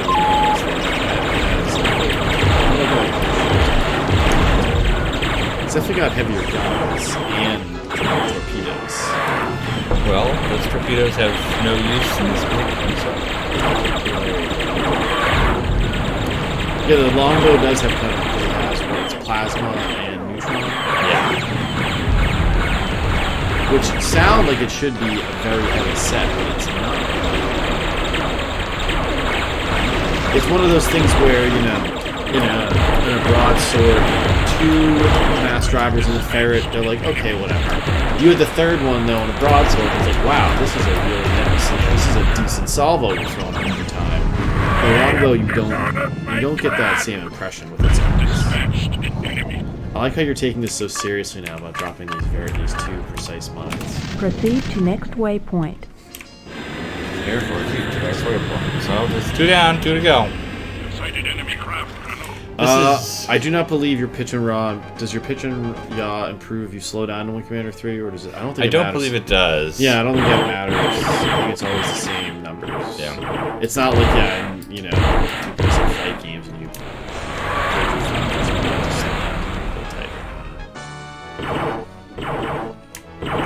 Longbow does handle it. Yeah. It needs like maybe. I almost want to say 2 more guns. 1 more. It's 3 plasma, 3 neutron. No, maybe like 3 plasma, 2 neutron. Oh! Anyways, because I was hitting shift too often. Give me just a moment. I'm not in control of my vehicle. Oh, dropped a mine. Well, that's problematic. I think you're at I am at a new nav point, so that should be fine. Let's drop the other one.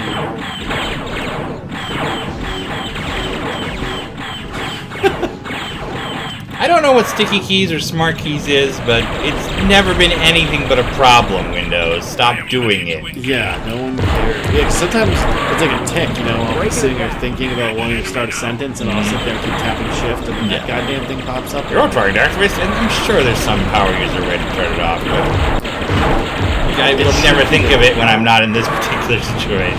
Yeah.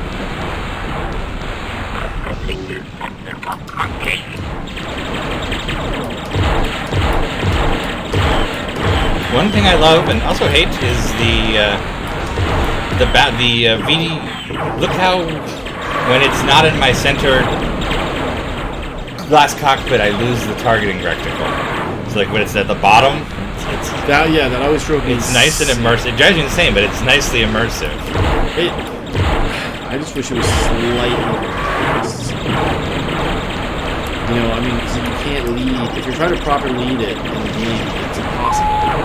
Because there's no real good way in any of the ships to have it. We can have it still on screen and then properly lead it. Yeah, that is the problem. Oh. Turret use. Bad idea. Say goodnight, kitty. Please tell me I can fly my longboat or my Thunderbolt next mission. Nope. Darn. Nope.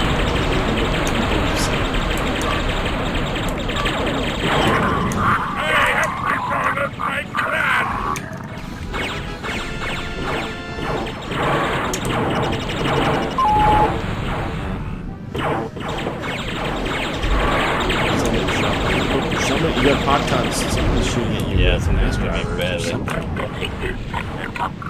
It's a white round. This guy.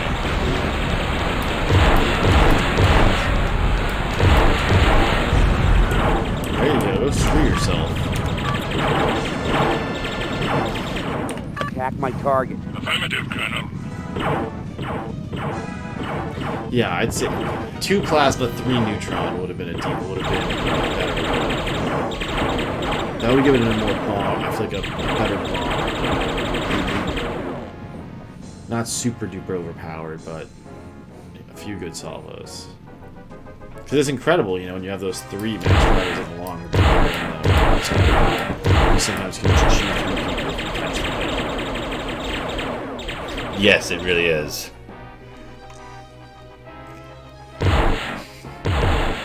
Now, after these couple missions, we're going to be doing Heart of the Dagger Book Club, reading chapters 23 through 24, and live doing a yeah, we're reading live. No, we'll be doing a close read, as we call it. In oh, that didn't it didn't tell me to go to the next nav point. Well, we may have blown this mission, but I don't think it matters. I don't think it's going to kill us if we fail this. Nope, it does not matter in any way. Okay.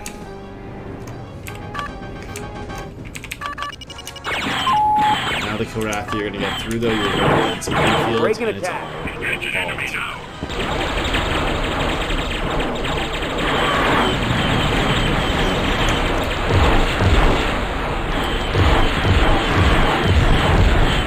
I wonder if somebody hit you. Possibly. I guess the lesson is to succeed at this mission, take extra mines, and never press the shift key.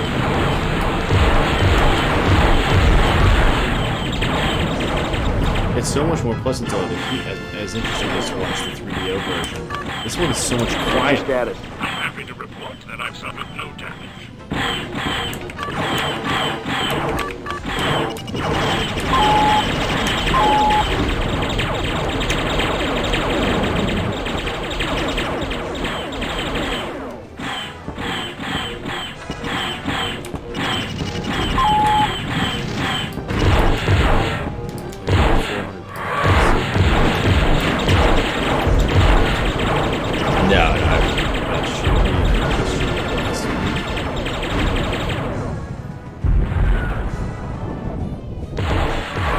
Variety in this system.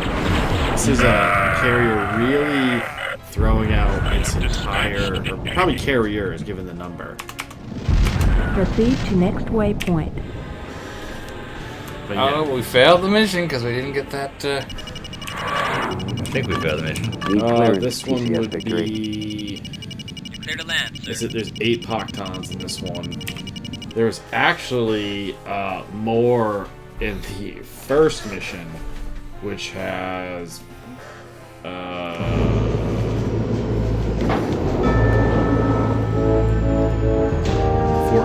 Poctons. This is a very... Torgo is Pocton Town. We'll get something even better next mission. It is not cold where we are. Pretty cold. It's not that cold. Maybe for you people. In this specific room, it's not cold, but outside, it's like 30. It's no. It's like that. It's like high 30s, low 40s. It's not that cold. I went out last night for the last full moon of the year, which is at 12/12 on 12/12, and it was pretty cold. Look, it's cold outside. No kind of atmosphere. You have no one to talk to. No one. Alright, let's get our last briefing for Torgo. Colonel. Now that we've got the behemoth repaired, we got a few... Why does this piece of crap already need to be repaired? We just got it. Intel has informed us an enemy tanker convoy is traveling through this asteroid. This is like the Russian carrier that catches on fire. You need to disable a minimum. Although this time it caught on fire because of a welding accident as opposed to just itself actually sailing the seas, which is normally how it catches on fire. That's all the time. So if anything, it is an improvement. No, this is an interesting mission because in the initial plan for the game, this would have been the mission where what we know as the Kilrathi transport first appeared. The triangle transport would have been in all the others, and then this would have introduced just the tanker, which is the one with the lattice work. Interesting. Maniac. And we'll see in the 3DO how that plays out a little bit differently. Is the Wing Commander 3 subtitle font available somewhere online? Not that I'm aware of. Really? I told you, man. Yeah. Again, would I lie to you, my friend? I'll do on the holidays. It's different. Yeah, because you just got slapped around with the. Yeah, and you've seen me in a capital ship attack and a Hellcat. Nice job, guys. In fact, you can feel that these missions are designed very differently, and usually that means they would assign a TDA for different series to balance them out, and they would come out differently. I think you can most experience that in Special Ops because they didn't have so much time for balance passes, and you end up seeing final mission. You end up seeing this was clearly designed by one guy and this was designed by another, and you can feel it. Oh yeah. That said, we've got a little adventure we're planning. We have learned. Look at that ship down there. That's cool. Yeah, we've learned that Mark Day, the producer of this game and a couple of others, our favorites, has donated a box of his papers to a museum in Rochester, New York, including some Wing Commander behind-the-scenes stuff and some Privateer Online design docs. So we're getting together a posse, and we're going to go up there and we'll check it out at some point in the next couple months. So if anybody out there is interested, it'll be a fun adventure. We've done that a few times before. We've gone to the University of Texas, where a lot of Exploration folks have... oh, look at that! It's an asteroid fighter! First appearance of the asteroid fighter, or as we know it today, the Kahaf. The name gets added in the Kilrathi Saga manual. I remember that being one of the most exciting things about the Kilrathi Saga manual. That's actually not that terrible. Yeah, about 6 hours. So just in the middle of it. Go up, learn a little bit about Privateer Online, check out what's in Rochester, and get back. These things are not as big a pain as those heavy fighters. They take a whole lot of damage, but they don't have a back turret, so you can just sit there and pound away at them all day.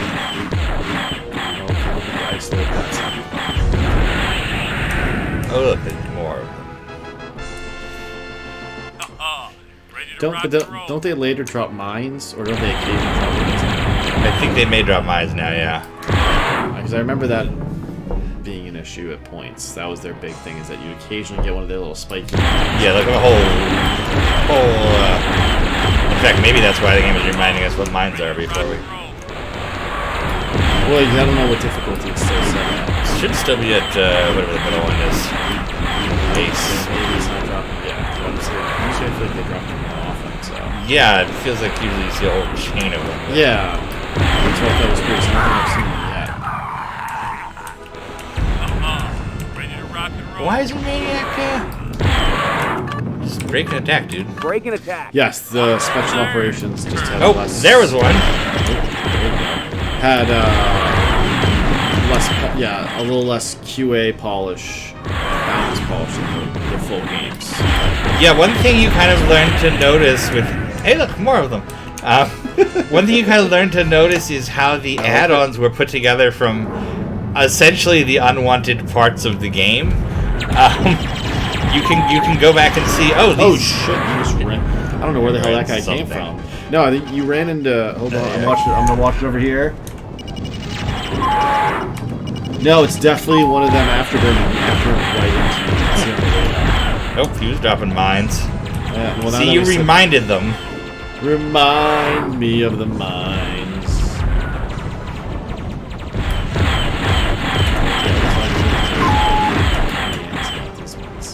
There it is. There he goes. Oh, there's another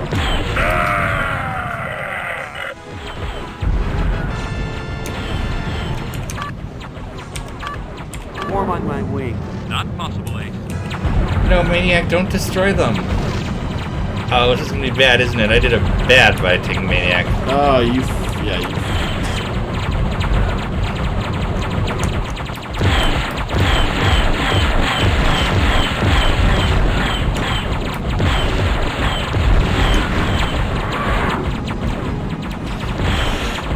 Now, since there's no leech-style weapon in this game, what you just have to do is keep shooting them until it tells you to stop. By the way, look at the target ID. It's Tanker, so we're tanking tankers. Transport disabled. Okay, we got one. Oh, Maniac did one. All right, not so bad. Probably still shooting at it. Although no, it changes. Yeah, Transport disabled. Nice. Thank.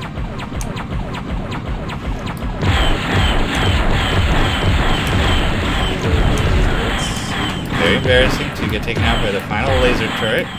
Tanker, yep. A free live for everyone to see. Look at that one actually has a module sitting there, oddly. Transport disabled. Mission objective accomplished.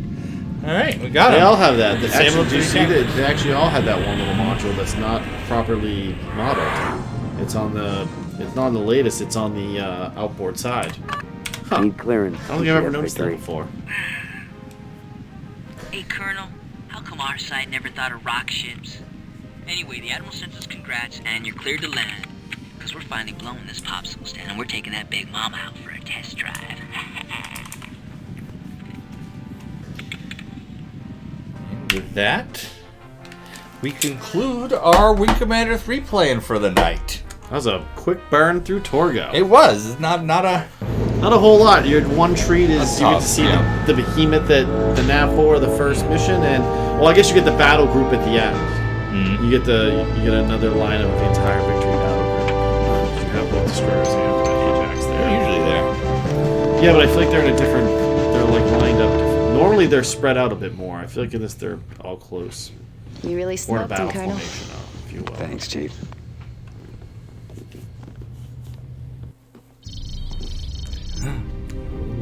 Who could the traitor be? Ah, Thracat's hearing about the behemoth. Good.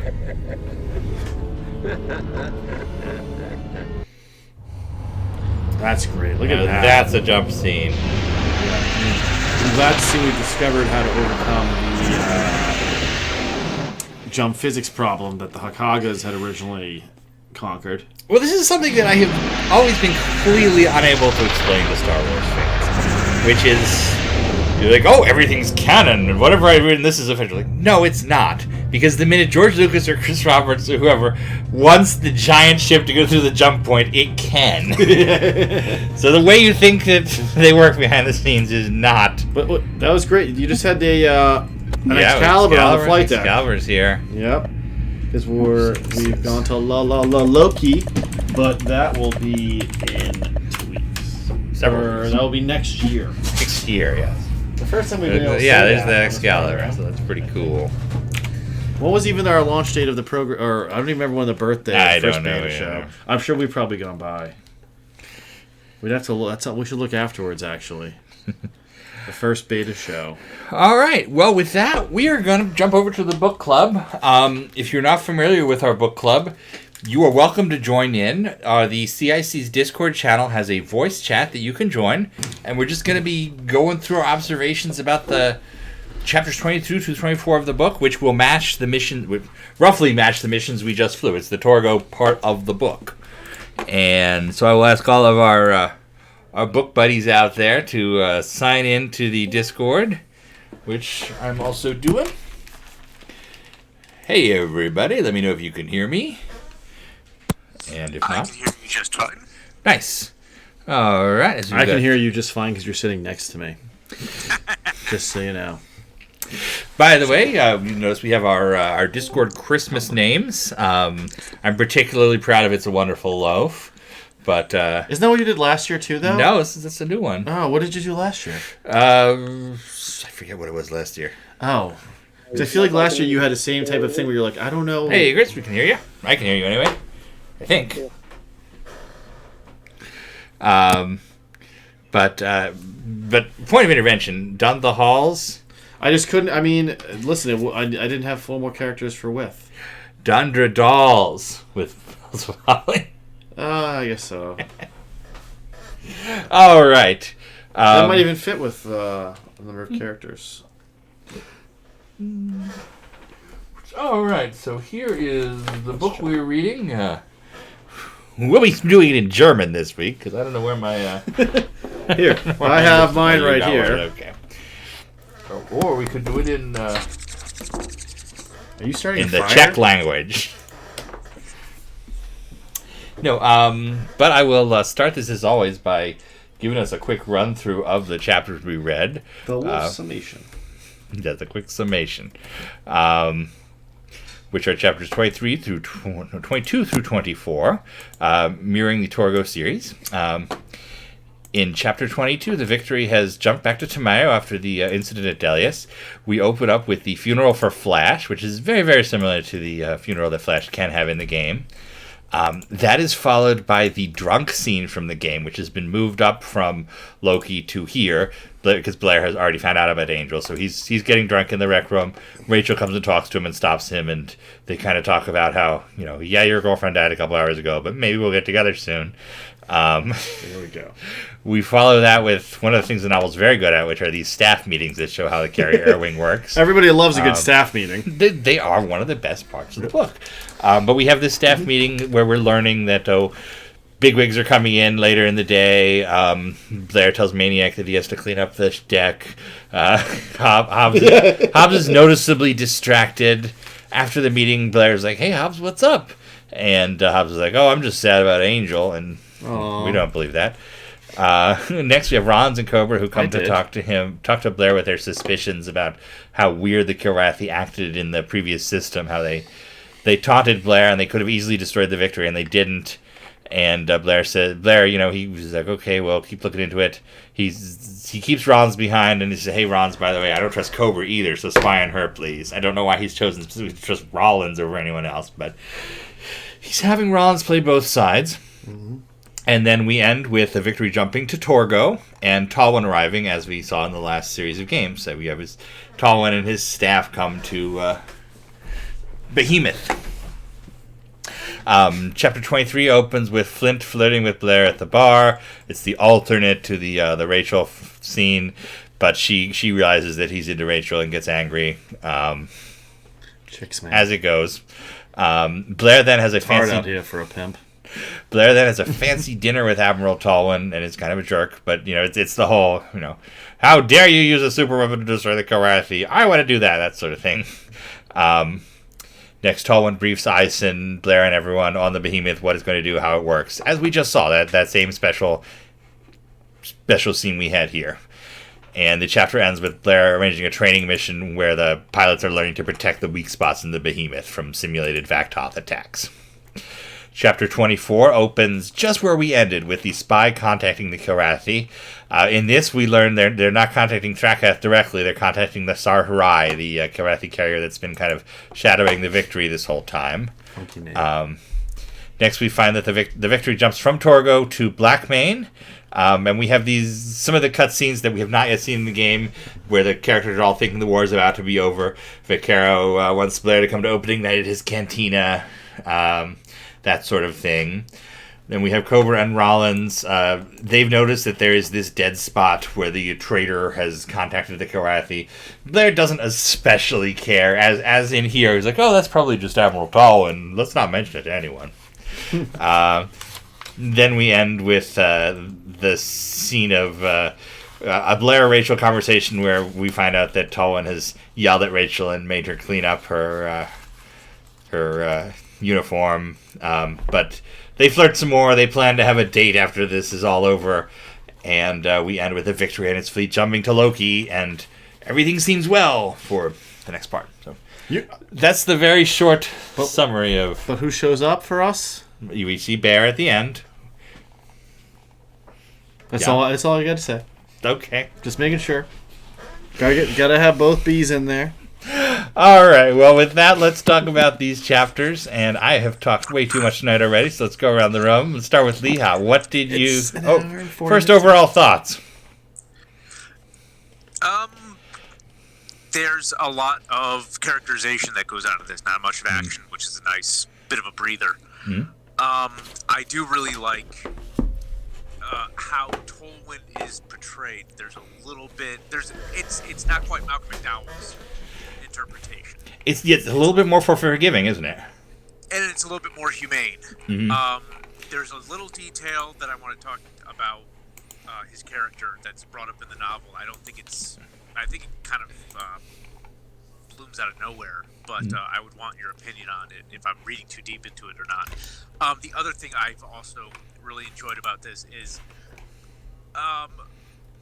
even though it feels a little bit more forced in the novels, I do really like Flint kind of turning on Blair the way she does. Just with Rachel. It's very sudden. He's like, I understand your girlfriend's dead. Yeah. And by the way, it's not even because he's going to meet Rachel. He's going to meet Tolwyn. Rachel just happens to walk in. Yeah. But she just takes one look at her and just goes, "Oh, I see how it is," and just storms out of the room. Yeah. But overall, the chapters are a nice break from the heavy action we've got, as somber as it is. Agreed. Chris, what do you think? I know it seems kind of like the serious part of the whole thing, but you mentioned the staff meetings and that kind of stuff. I really love the and just describing that, like, there's these lower decks and there's a table for 12, like things that we don't get to see, but you can imagine this like really cool dining room on the Victory. I would love to see that. And yeah, that's one of the greatest things about like the Academy TV show is you see all these different parts of the ship, or like the Star Trek Enterprise showed more mundane things like that. I think it's awesome that it kind of illuminates those corners of the ship. Interesting.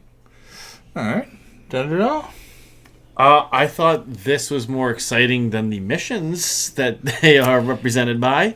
Yeah, in fact, you see the thing what these guys just said. It almost is like the action got kind of superimposed over those missions. You know, the bomber intercept after bomber intercept after bomber don't need to be there. They just need to be there so you can be going through that part of the story. Yeah. No, I mean overall, I thought these were, like everybody said, they are a nice change of pace. We do get to see kind of more of the slow burn of things, and you're constantly thinking, how much they're building up Hobbs here for us, and even trying to do the Cobra kind of how they do the Cobra reveal about her having been on a prisoner of war and things doesn't feel. The rumor doesn't feel as strong here. Like, I don't feel like it comes much later here. In the game, Cobra tells Blair outright early on, they got me when I was 10, I escaped when I was 20. And here, Blair has been talking to everybody else about it. And for some reason, it's not in her personnel profile. It seems that seems like fairly important. Yeah, that would be in her fitness reports or something. Yeah, you'd expect that.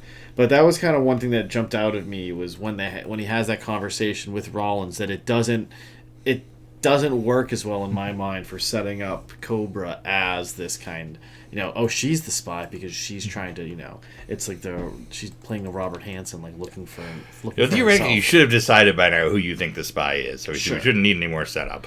In a game as a kid, I thought it was Cobra, but yeah, reading in the book, it doesn't. That just jumped out as me in a different way. And my other impression, what I'd say is, it's the drastic kind of, especially in the novels, when we see Tolwyn not through Bear's eyes, it's sometimes a real shock because you're used to seeing him as kind of this idolized, but not fully gold father figure who's looking out for you and then really cares about his nephew. Where here, he's just kind of like, we're about to lose the war. I'm going to do anything it takes right now. And I've taken on this plan. Well, with that, let's talk to Leha, because he had something to say about Tolwyn, and I would like to hear what it is. there's a part in I think it's, let me see, it's in page 273 where he talks about how he used to be the former head of Terran Defense. Mm-hmm. That's something that jumped out to me too. Yeah, and it's I don't think that's mentioned anywhere else in any of the other Wing Commander lore. But the combination of that, as well as, you know, his whole Towan looked away for a moment. When will this end? He whispered. Blair watched him closely, surprised at the clear evidence of strain. I'm not wondering if Tolwyn's, you know, is coasting on the results of the Battle of Terra, and he's no longer Terran Defense, and he's using this as a kind of political way of getting the Behemoth project moving forward, as opposed to maybe what we'll see later on with Paladins. And I just kind of read into it as Tolwyn really just, you mentioned some weeks ago that maybe Tolwyn isn't the hero we make him out to be. Maybe he's just a political opportunist. So maybe I was reading a little bit too much into that, but I kind of was in between the lines on that. No, I think you're right. I think he's absolutely kind of at a loss right now. He has been deified by the press back home. And we also have this incredible... We have mentioned a couple times in this book, this very conservative movement back at Earth, which is, we're not going to send our ships to the front, they're going to defend Earth, never another Battle of Earth, never another Battle of Earth. And I think that is what he's referencing when he says he was in charge of Terran Defense. He's supposed to be this fighting admiral, and they've been keeping him at home as... we need you. You're the guy. You're the savior of Earth. You got to stay here. So I suspect there's kind of the idea that he's looking at Behemoth as a way out, back to the actual war. I read that differently. I thought, doesn't it say he was head of Terran Defense 10 years before, though? No. Or is it? I think hold on, I pulled it out here. Because I thought, the way I read, but I was reading it quickly before the show. I thought it, let's see, Earth. I have it here somewhere. Yeah. Page 274. The last paragraph. I first got involved with the early planning of Project Behemoth nearly 10 years ago. I got pulled from my job as head of Terran Defense to bring it online. Okay, yeah. To the end. And so, yeah, I guess I took that to mean that he had been head of Terran Defense in 2659, as opposed to that's when he first got involved. And then, okay. No, I think you guys are right. No, I think it's talking about head of... That's when he's sitting at Earth with Third Fleet, and he can't, they won't let him counterattack or anything. Yeah. And the Behemoth is his way, yes, back into the front in the war. All right. No, I just read that differently. Stated. Yeah, no, I just read that, because I was like, why the hell is Tolwyn the head of Terran Defense at 2659? Well, he saved Earth in 2654 also. But that's what's weird, but he's also at the front at that point, you know what I mean? I think what this is an intentional...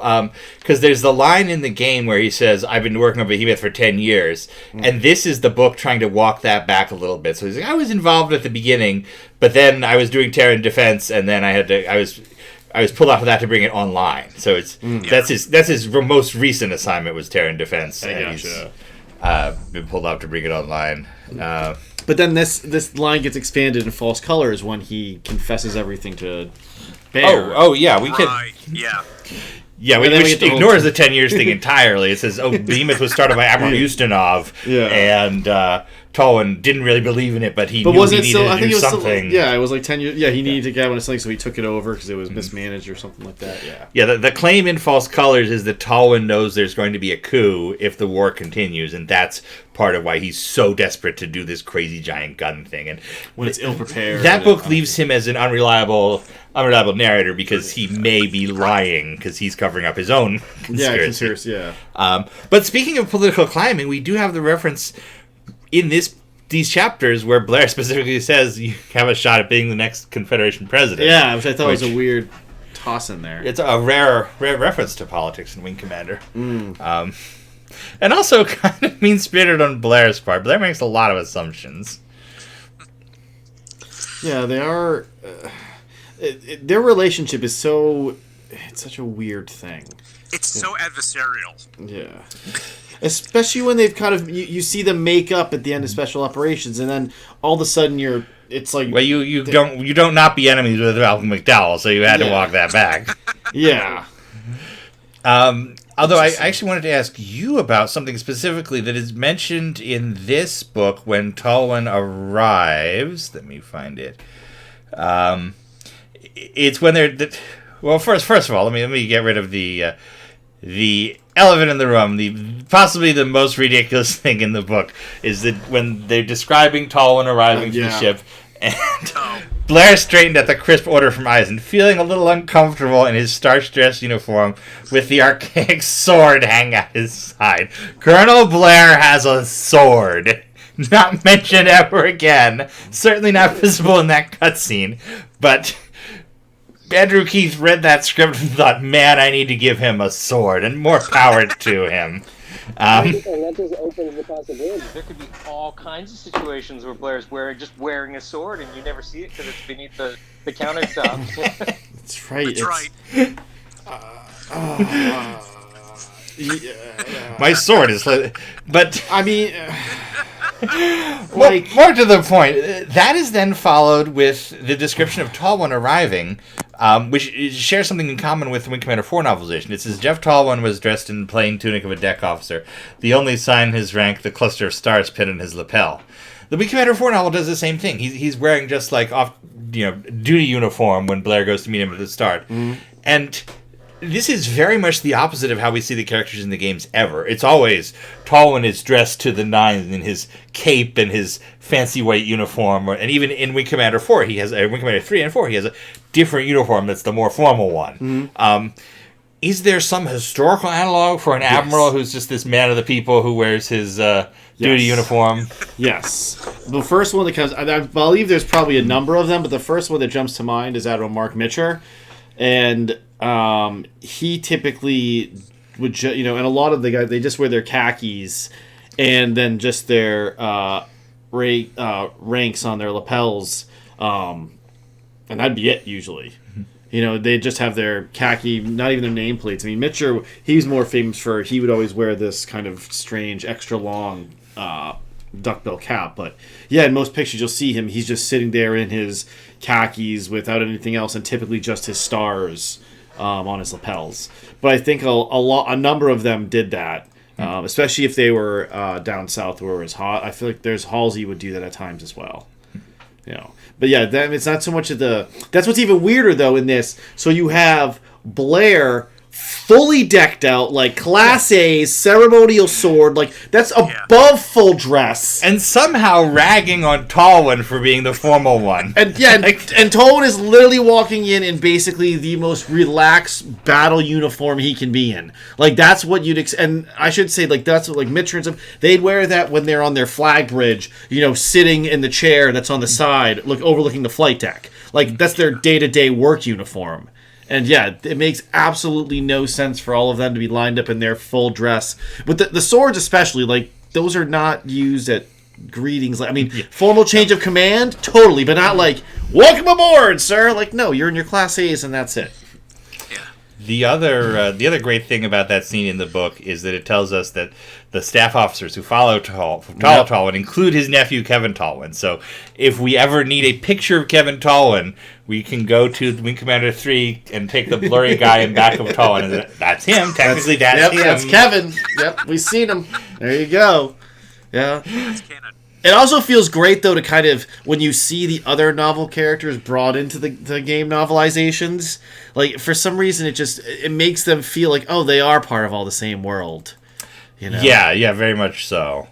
Because, we hear about Bear. It's almost a part where we're like, oh, yeah, Bear is there, too, at the end. Yeah, it's like, just dancing around. And everybody has a job, like the one job they typically complained about in the other books that they didn't want, Kevin's a staff officer, and now Bear is a destroyer group. Yeah, nothing's going right for anybody. No, yeah, when our novel heroes are not in their own book, they're really getting the shit end of the stick. One thing I very much love about these chapters is some of the space geography we get. We do get the game has the cutscenes, jumping to other system. The book takes the time to tell you, oh, they jump from Delius to Tamayo, and then Tamayo to Torgo, and then to get to Loki, they're going to go from Torgo to Blackmane, and then it gives all these details that unfortunately got ignored when they were doing the Weekend Universe map. But it's super interesting having a shape to it that's not just the mission tree. Yeah, it was kind of nice getting to go back through places we've been as before. You know, like it makes sense. Back through Blackmane, which is also it's interesting though, given the book's history with Blackmane that we're going through. All right, Flash's funeral. Flash is dead. I'm sure I know how you all feel about that. But again, Blair's inner monologue is a real jerk during the funeral, because he wished he could have said a few words about Angel, but it would have been out of place here. Yes, at someone else's funeral, it is out of place to stop and talk about your girlfriend. Yep. But I'm more concerned that you had to think that. Yep. Yeah, how would you even get to the point where you wish you could have said some words? Like, that's just not even on the right planet. Angel would have loved to be at this funeral for someone she didn't know or was ever connected to in any way. Yeah, it sounds like he's getting a little combat fatigue here. We also have a rare appearance of religion in a Wing Commander novel. We hear that there's a chaplain there, but then we have Blair bowing his head to pray at the end. And when he bowed his head to offer up a prayer, it was Angel Devereaux who was foremost in his mind. Again, okay. But what is Blair's religion? I mean, he's the rare person who has in his life figured out that there is one right religion, and it's the Space Pilgrims. But it sticks out that Blair is praying to me. It's like how they had those Archie comics where most Archie comics are just normal comic books, but then there were like those spin-off ones that were published by some religious group, and suddenly Archie is thinking about religion instead of Jesus instead of dating, and it just sticks out. That's a real thing. You guys can look it up. Sure. I'll leave you to just his pilgrim origins, or yeah. He throws out the pilgrim cross. It's funny, you don't see it in Wing Commander 3 so much. He keeps it with his sword. Well, it's fun. It's one of the things when Chris mentioned earlier. The idea of how cool it is when they set up the dining room for the Admiral and have all that. When I was reading it, one of the things that popped in my mind was, I wonder what the sponsor city of the Victory is, because every ship gets silver typically from a city that sponsors it, so it's all the fine dining ware. And I bet it's got to be wherever the HMS Victory that's what. is. Yeah, it's like you'd have to think they would try to honor that in some way. Because right when I thought that, I was like, oh man, because you think of the dining rooms, and there's always that kind of formal built-in shelf where it has for whatever reason they get a gigantic punch bowl and then all the other silver set. Actually, I specifically pulled this out in my notes with the caption, Andrew Keith is still the master of the introductory paragraph, because this hit me too, where they're talking about the dining room. But Admiral Tolman took over a set of interconnected compartments, one deck below the bridge. One of these was converted into a dining room with a table to seat 12. Blair was the first to arrive, and Tolman greeted him with a hearty smile and a handshake. That's great. That's a great paragraph. Yeah, I got us all. And we all pulled that out. Yeah, and thinking about it in a different way as well, and what it adds to things. But yeah, he does do a great job. But just before that, I wanted to talk about the Drunk Scramble, which of course we have not gotten to in our playthrough, but it's one of the, looking back, one of the key moments in Wing Commander 3 that has continued to kind of resonate over the years. It's a regular thing. I search Wing Commander, track it on social media, and it's a regular thing where somebody's saying, hey, this is just like that drunk mission in Wing Commander 3, or this reminds me of Mass Effect. It's one of those things where the two halves of the game kind of finally twist together, and you have the interactive video actually impacting the game, and that landed for everybody. So it's kind of jarring in the book where they move it up, and instead of being this ultimate moment for Blair or this challenging mission, it's just the meet cute with Rachel. It's the opening moves. Yeah. And I would say that is the danger of adapting a screenplay rather than a finished product, because reading through it in the script, it's like, oh, this is an interesting gimmick. You don't know that it'll have this lasting reverberations. That's all I have to say about that. Okay. What else did I note? Maniac takes Rollins' line, "When did I become the maid around here?" Yeah. And then here, another moment from this staff briefing that struck me for the first time ever in this read-through. It says, Ralga, sitting in the corner of the office away from the others around the desk, studied his claws with an expression resembling boredom. That's genuinely scary when you think about it, you know? Yeah. It's almost like, oh, by the way, there's a monster alien in the corner and it's thinking about killing us because that's what it wants to do. And it's this rare case where knowing what's going to happen, you're like, oh, this is terrifying. Yeah, that was I remember reading it, but it didn't hit me. I just took it as he's lost. Yeah, he's lost in thought, but he's looking at his giant talon. No, I know what you mean. Yeah, like I see what you're saying. That we were just like, I wish I could just rip all their faces off right now instead of sitting here listening to them bicker about bullshit. Yeah, imagine the xenomorph from Alien is like sitting in the corner, like looking bored, and it's like it's snapping its mouth in and out. Yeah. Yeah. And you know that he's cognizant of it. He does want to kill all these people now. There's this echo to it. Cobra. And Rollins. Is that a code? But first, Cobra. We have her when she's explaining her situation to Blair. She's like, I can't put into words, sir. It wasn't anything I heard or saw. I just had a sense of something familiar. It gave me a headache when I was watching it. So my question to all of you is, what is the deal here? Did they experiment with this technology on her coincidentally? Is she a fake personality and it's just unrelated? Why does she? Why does she react to the Kilrathi code? Maybe. Go ahead. Well, I was gonna say maybe it's she was tortured in some way, and it's a common thing that they do using these harmonics to try to make them more passive or something like that. Like it's a general kind of principle in their science for this stuff. Maybe.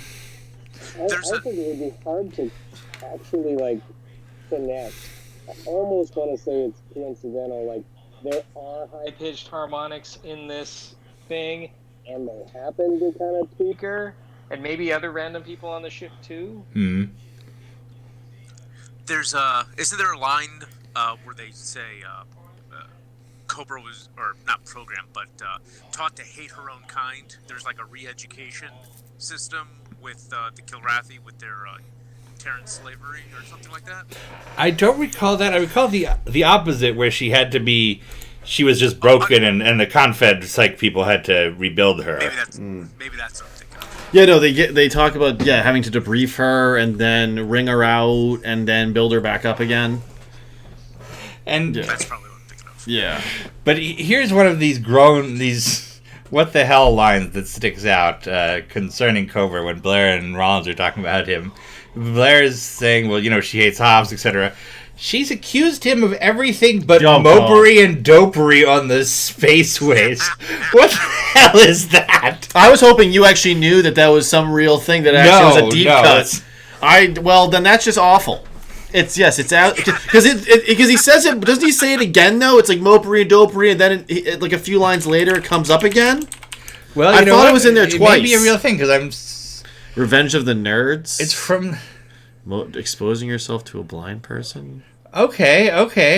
This is a thing. Okay, so it's basically mopery is when you expose yourself to a blind person. No, that's not not what this sentence is saying at all. That's what the movie says, but that's not what the rest of it says. Wikipedia says mopery is a vague, informal name for minor offense. Yeah. So it's like vagrancy. It's it's like the it gives the example of hanging around to look for an opportunity to sell drugs is mopery and dopery. That's terrible. It's terrible. So I had no idea of that. We're learning right here. Mopri and Dopri on the spaceways, though, is a great line. Yeah, I have to spaceways. file that one away and use it. Oh man, that's something I feel like you'd hear in Privateer or something, you know, when Garrison's like angry. What do you think of this Mopri and Dopri here on the space? Like I could. No one has ever referred to him as spaceways again. I can see him trying to use that as part of a line to hit on like Talia. We also have this Steve Jobs quote in there where we have to pretend we're in the Navy instead of playing the pirate scum of the galaxy. That's the old Macintosh, more fun to be a pirate than join the Navy quote. Doesn't really work though. I mean, I'm hoping the victory's not being pirate scum. They're doing offensive operations. But then Blair, not a good wing commander. Bit that really sticks out about the conversation with Rollins and Blair, where they're working through all this, is Blair says the things they could do with personality overlays are pretty wild from what I've heard, and I'll bet you could make sure they got through debriefing so they seemed like they were rescued and brought into Terran space. So it's common knowledge that you can have a fake personality. Apparently we've had a bunch of them in the Confederation. Like, why does Blair know this and not whoever debriefed Hobbs? It's just odd that Blair understands natively the science behind what is about to happen and yet does not put it together. Yeah, because maybe he learns it in the years after. Maybe Hobbs tells him about it. I also pulled out his quote, "Damn it, I like Cobra, despite the attitude, despite the bigotry and the hate." So that's Colonel Blair, Trump voter. Yeah. He remembered his own first impressions of the carrier's shabby, overused fittings and wondered what the Admiral would make of it all. Again, that comes across better in the book, but it's always so hard, you know. In the game, you start off, you land on the victory, and Blair is immediately shitting on it, like, this sucks, this isn't the Concordia. But the audience is like, this is a Super VGA 640 by 480 3D video with live people. Yeah. This looks so much better than the Concordia. Yeah. Yeah, it's hard to give it to have that kind of shabby rundown look in that regard. Mm-hmm. We haven't reached that point yet. Even when you get to the Intrepid, you don't get that. The Intrepid just looks so cool in different ways because it's got, you know, different doors and seemingly more just panels. Mm-hmm. I mean, in fact, if we compare it before, there's nothing especially different about the Lexington in many ways. It doesn't seem especially newer than the. It seemed maybe a bit cleaner, like brighter colors. A little bit. I mean, like it's beige instead of gray. That's about it. I mean, yeah, I feel like you should a little bit more well lit. Yeah. I think you should get to the big one. Yeah, this is a big one because this is one that sets the continuity whizzers off in many directions. Which is where Blair is thinking about Tall, and his mind went back to the time aboard the Tiger's Claw when the Admiral made the carrier the flagship of the Ramshackle Squadron. He took her into an action against overwhelming odds to hold off a Kilrathi fleet until Terran relief forces could arrive. At the height of the action, he relieved old Captain Thorne, the ship's commanding officer, and filed charges against him for cowardice in the face of the enemy. Thorne had later been reinstated, but no one serving with the old man ever forgot the day. So many questions. Yeah. What is this referring to? Is it something that Blair was actually... Does this have to be something Blair was there for? Is this how Tolwyn got command of the carrier before Wing Commander Academy? Is this something that happened in Secret Missions 1? Is it the... what is the action in the Gimli system in 44 or 49? The name I can't remember now. What is this? Where did it come from?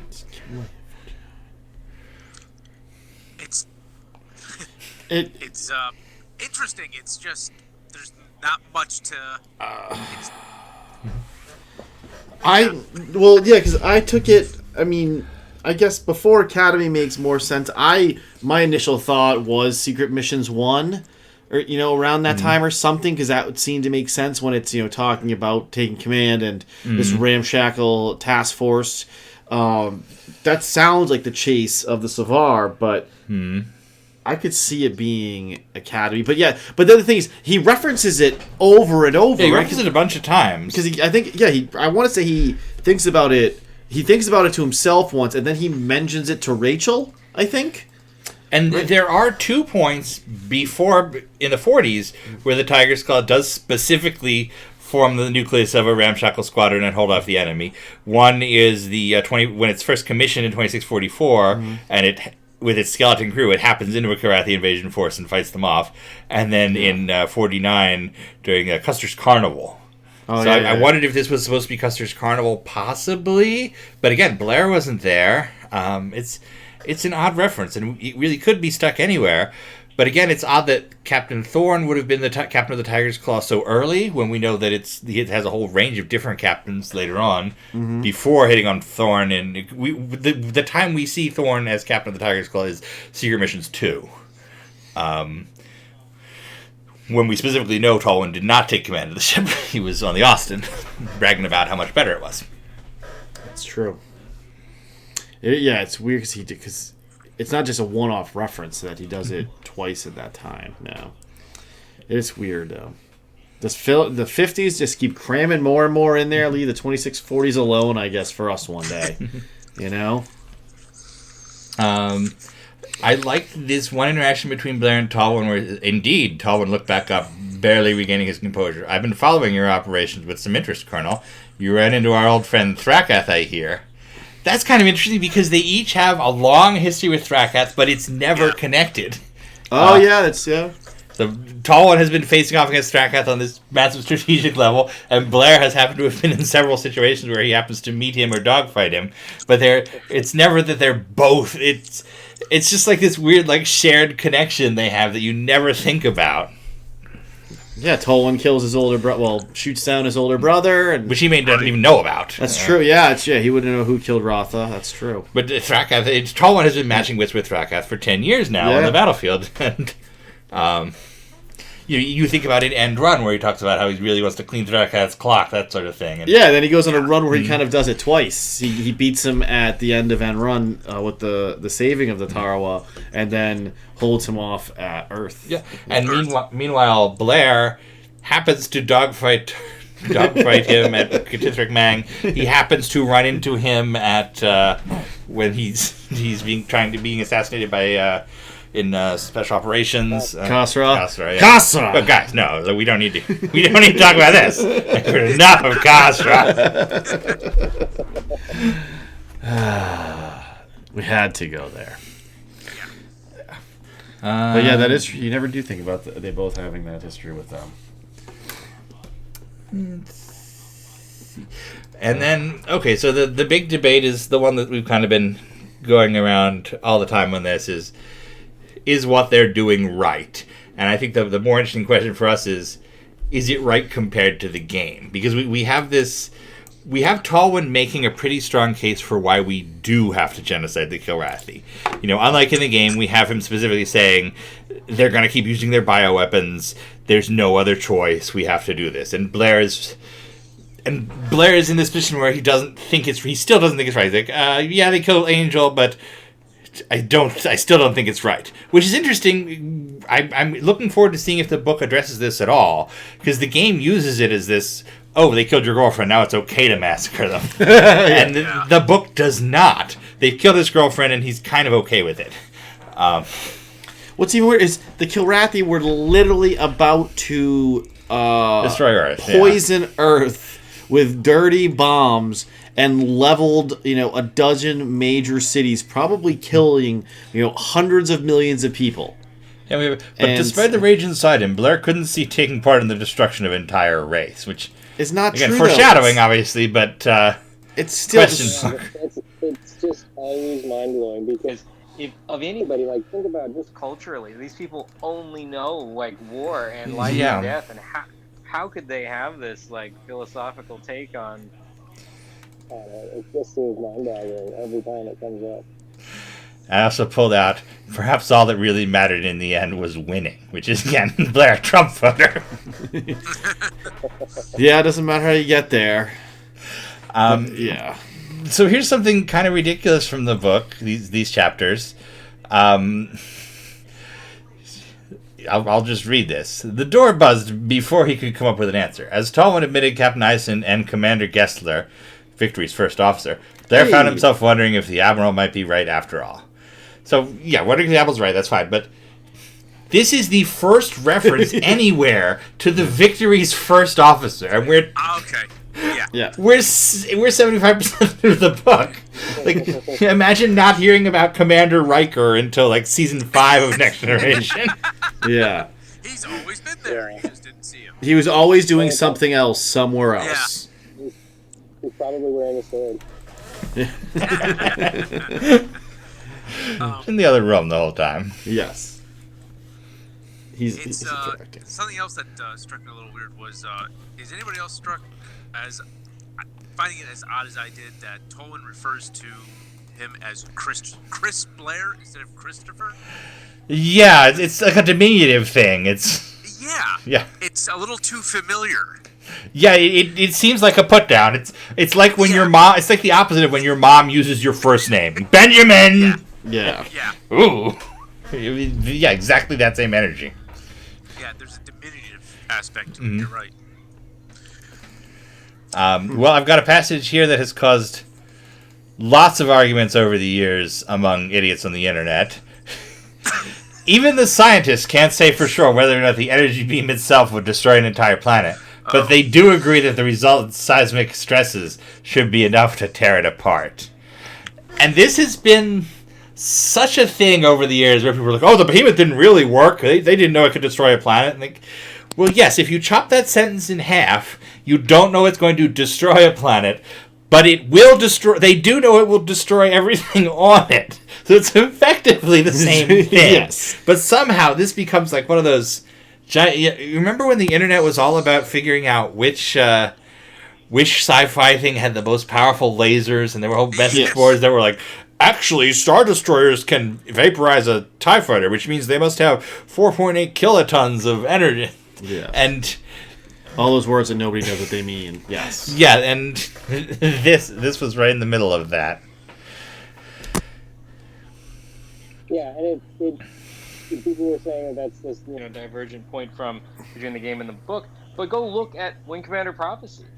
It looks like a planet that was not vaporized, but wasn't seismically rocked apart. Yeah, and which is all they say in the book. This is just adding a little bit of detail to how it destroys a planet. There's no scene in the game where it's like, it shakes a planet together, destroys it no matter what. Like, it's not a contradiction. It kills everything on the planet. It's fine. Yeah, if you nuke the entire surface, the planet's still destroyed. You don't need to absolutely break the sphere, and crack it in order to get a confirmed kill here. If it goes into the ground and nothing's left, it's dead. Yeah. And I mentioned this during the gameplay earlier, but welcome White Squadron, a squadron of Hellcats that is replacing the longbows for some reason. Yeah. Again, we have the biggest gun in the universe, and we have in the book 3 destroyers and a light carrier carrying 48 fighters. I mean, 44 fighters. 44 fighters, like really? But and he relies on those. Even Tolwyn says those 44 fighters. You are going to do all the work, and the destroyers might be around. I mean, I've actually pulled out the reference that is covering that, which is the Admiral had more than his share of political enemies within High Command, and it was likely he'd found it necessary to tread on a lot of toes to get his Behemoth project approved. Not everyone would share his belief that the overgrown cannon could bring the war to an end, and Blair could see the stubborn rivals of Tolwyn digging in their heels and refusing to give him all the ships and men he wanted. Very likely he snagged victory because he was widely perceived as the fleet's poor relation. That's very much speaking to what Lehigh was saying earlier. So are we going to assume then that these political rivals are the result of the fact of Tolwyn's successful defense of Earth, because all of the other Joint Chief are dead, and so they all would be essentially of potentially slightly higher equal rank and have risen up as a result of that vacuum? Quite possibly. Because when I read that, that's the one thing that came off to me that was kind of weird, where it's like, okay, well, he's the savior. Why are you not trying to support? Where is he getting these enemies from since everyone is dead? Essentially he becomes Commander 3rd Fleet. I mean, when he's head of Terran Defense, I'm assuming that's essentially Chief of Naval Operations, equivalent for the Confederation or something, like. No, I think it's a loser job. I think it's them saying, it's the civilians insisting we need Jeff Tolwyn here, and the rest of the fleet is like, yeah, take him. Oh, you want the figure? So here, take the figurehead.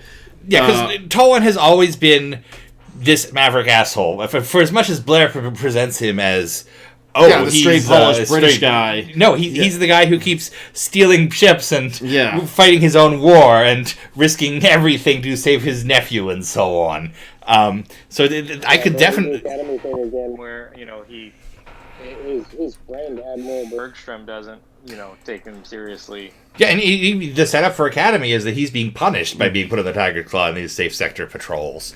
Tolwyn is not part of the mainstream in that way. I mean, he doesn't seem to be in the Joint Chiefs, even after all that. But I read it as very much...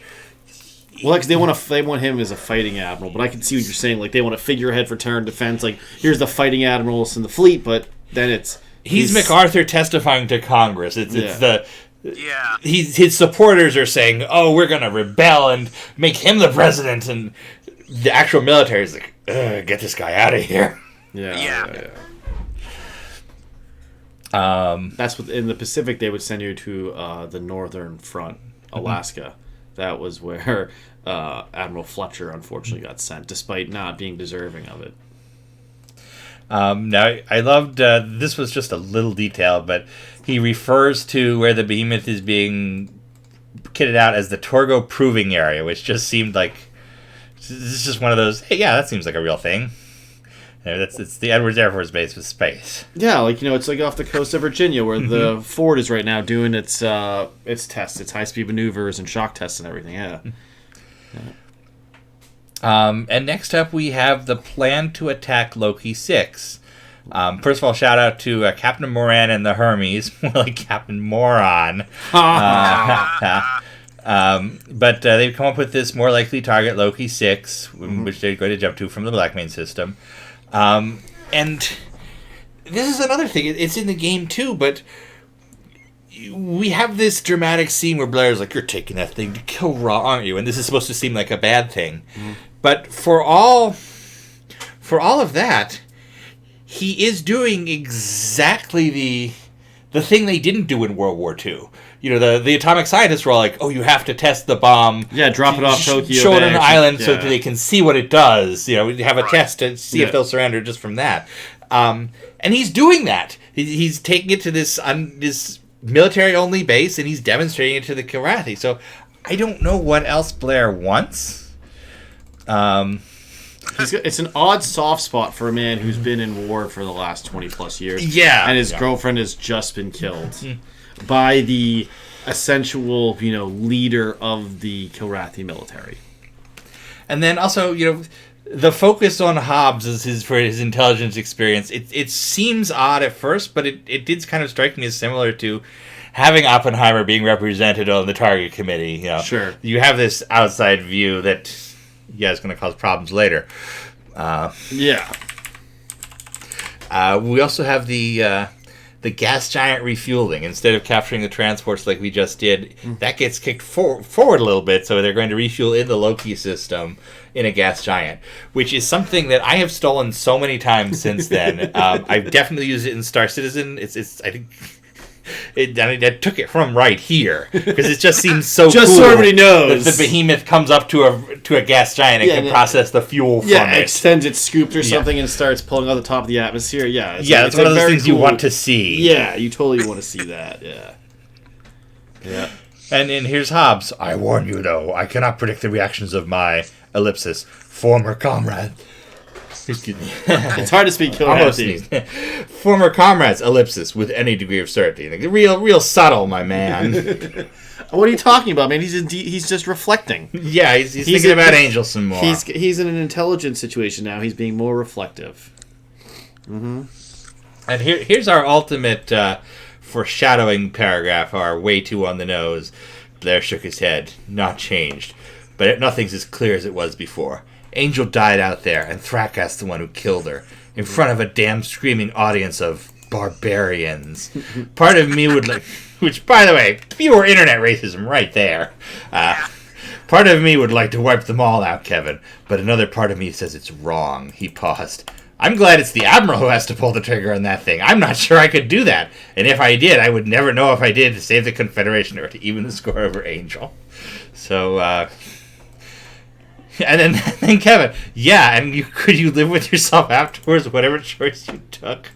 So there's the moral battle in Commander 3 in a very obvious nutshell. Yeah. Mm-hmm. Literally the author speaking to you. Yes.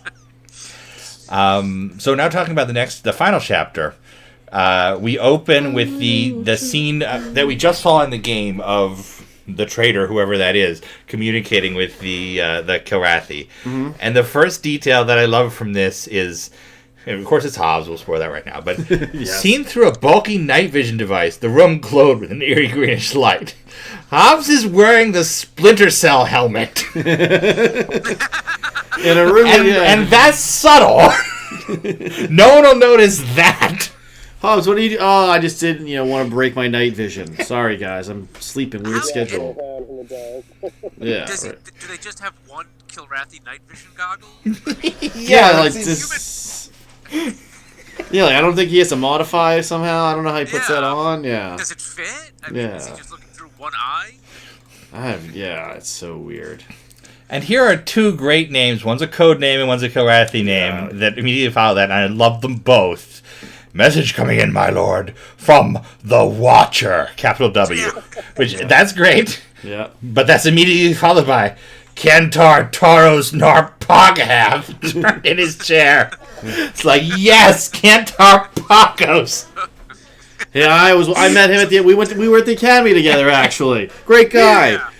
Great guy. Can't drink for anything, though. Great guy. And he has a tie into the story. We're supposed to think, oh, Kantar Pagos, Taros Narpagos, that's the guy who replaced the captain of the Sarahari who was executed earlier, and now everything's going great for Mr. Pagos.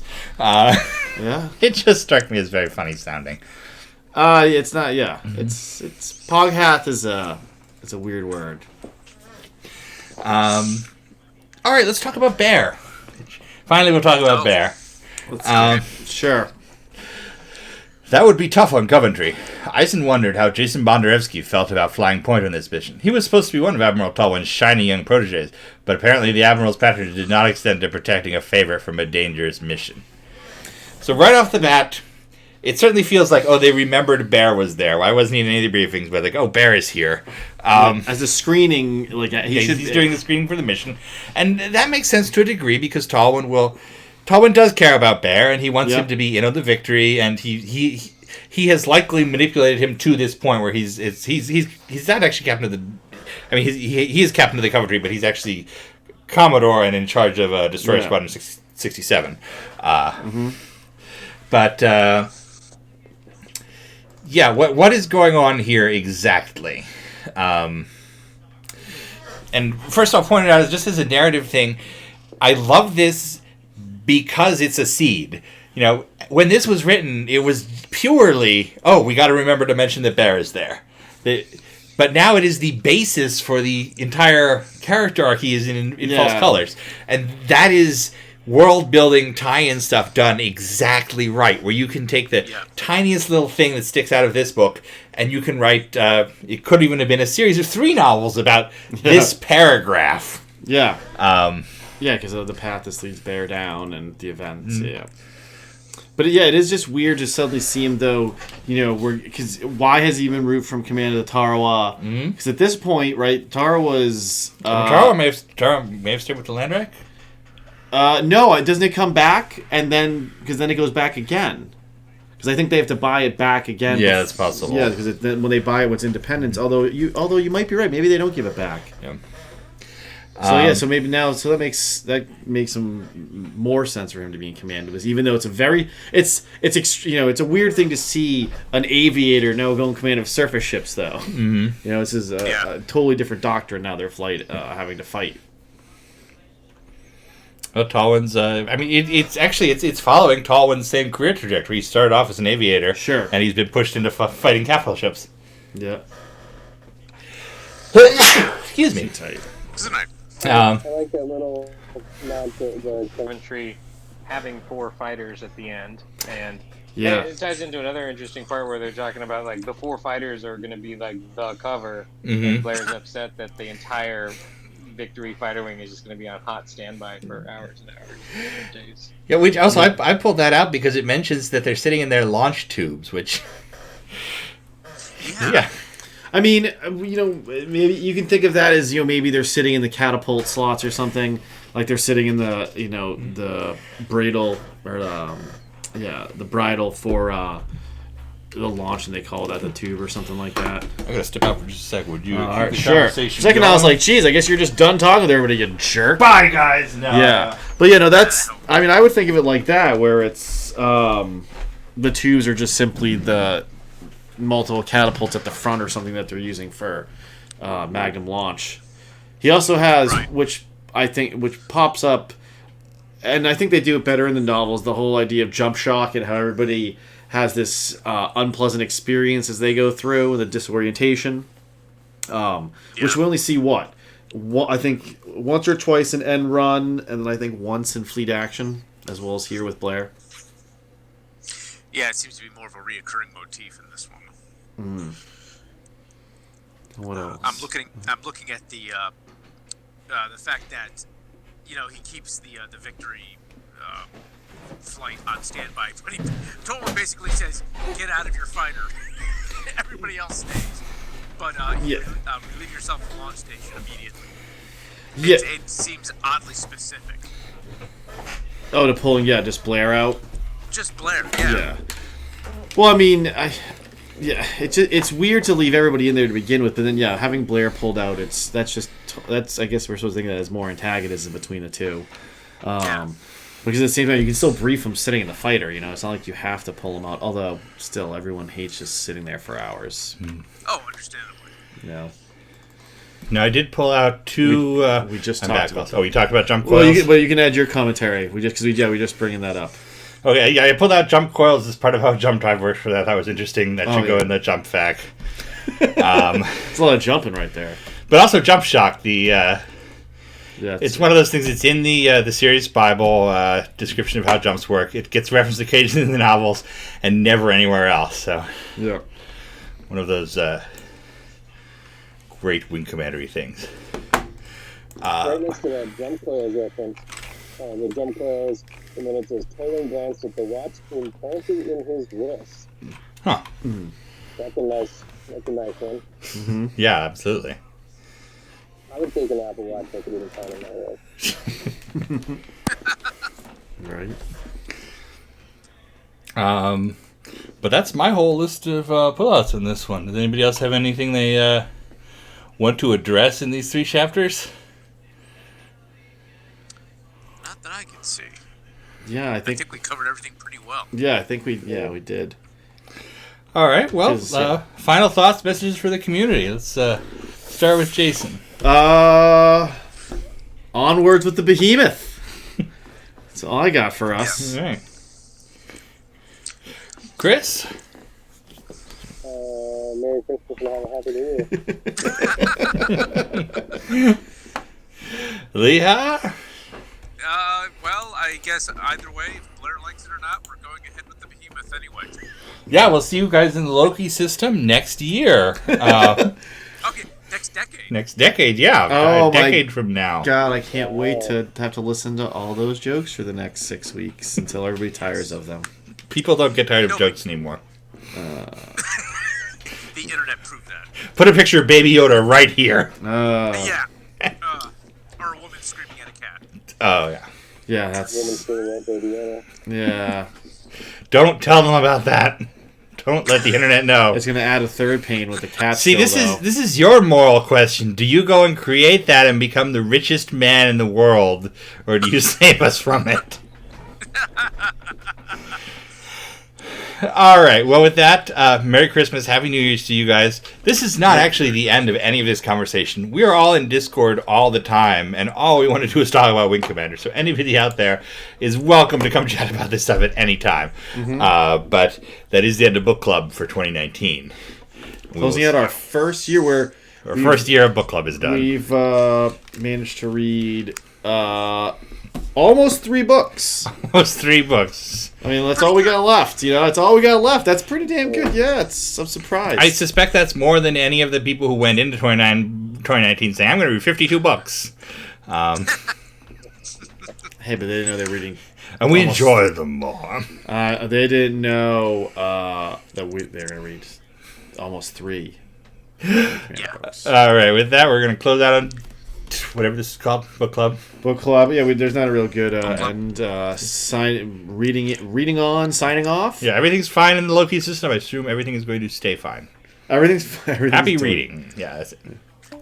Oh. All right. Well, our long lost producer. He just joined in from break. His book club ended. Michael said. Well, we could chat some more if he wants. Or he's on break at work. Okay. So I don't know how technology works in that regard. All right. I look really short on that right now. You are really short. Thank you, you jerk face.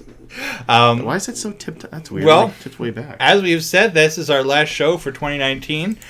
We may try to get together and do a Super Wing Commander stream or something else over the holidays. We'll see what works out. It's a fancy Super Wing, yes. Fancy Super Wing. Yes, we'll have nice wine and we'll have cheese and so on. Yes. Oh, good call. A cheese plate. Yeah, we'll have a cheese plate. It's gonna be good. Maybe on wood of some kind. Can we get one of those food trays that has the silver thing over it?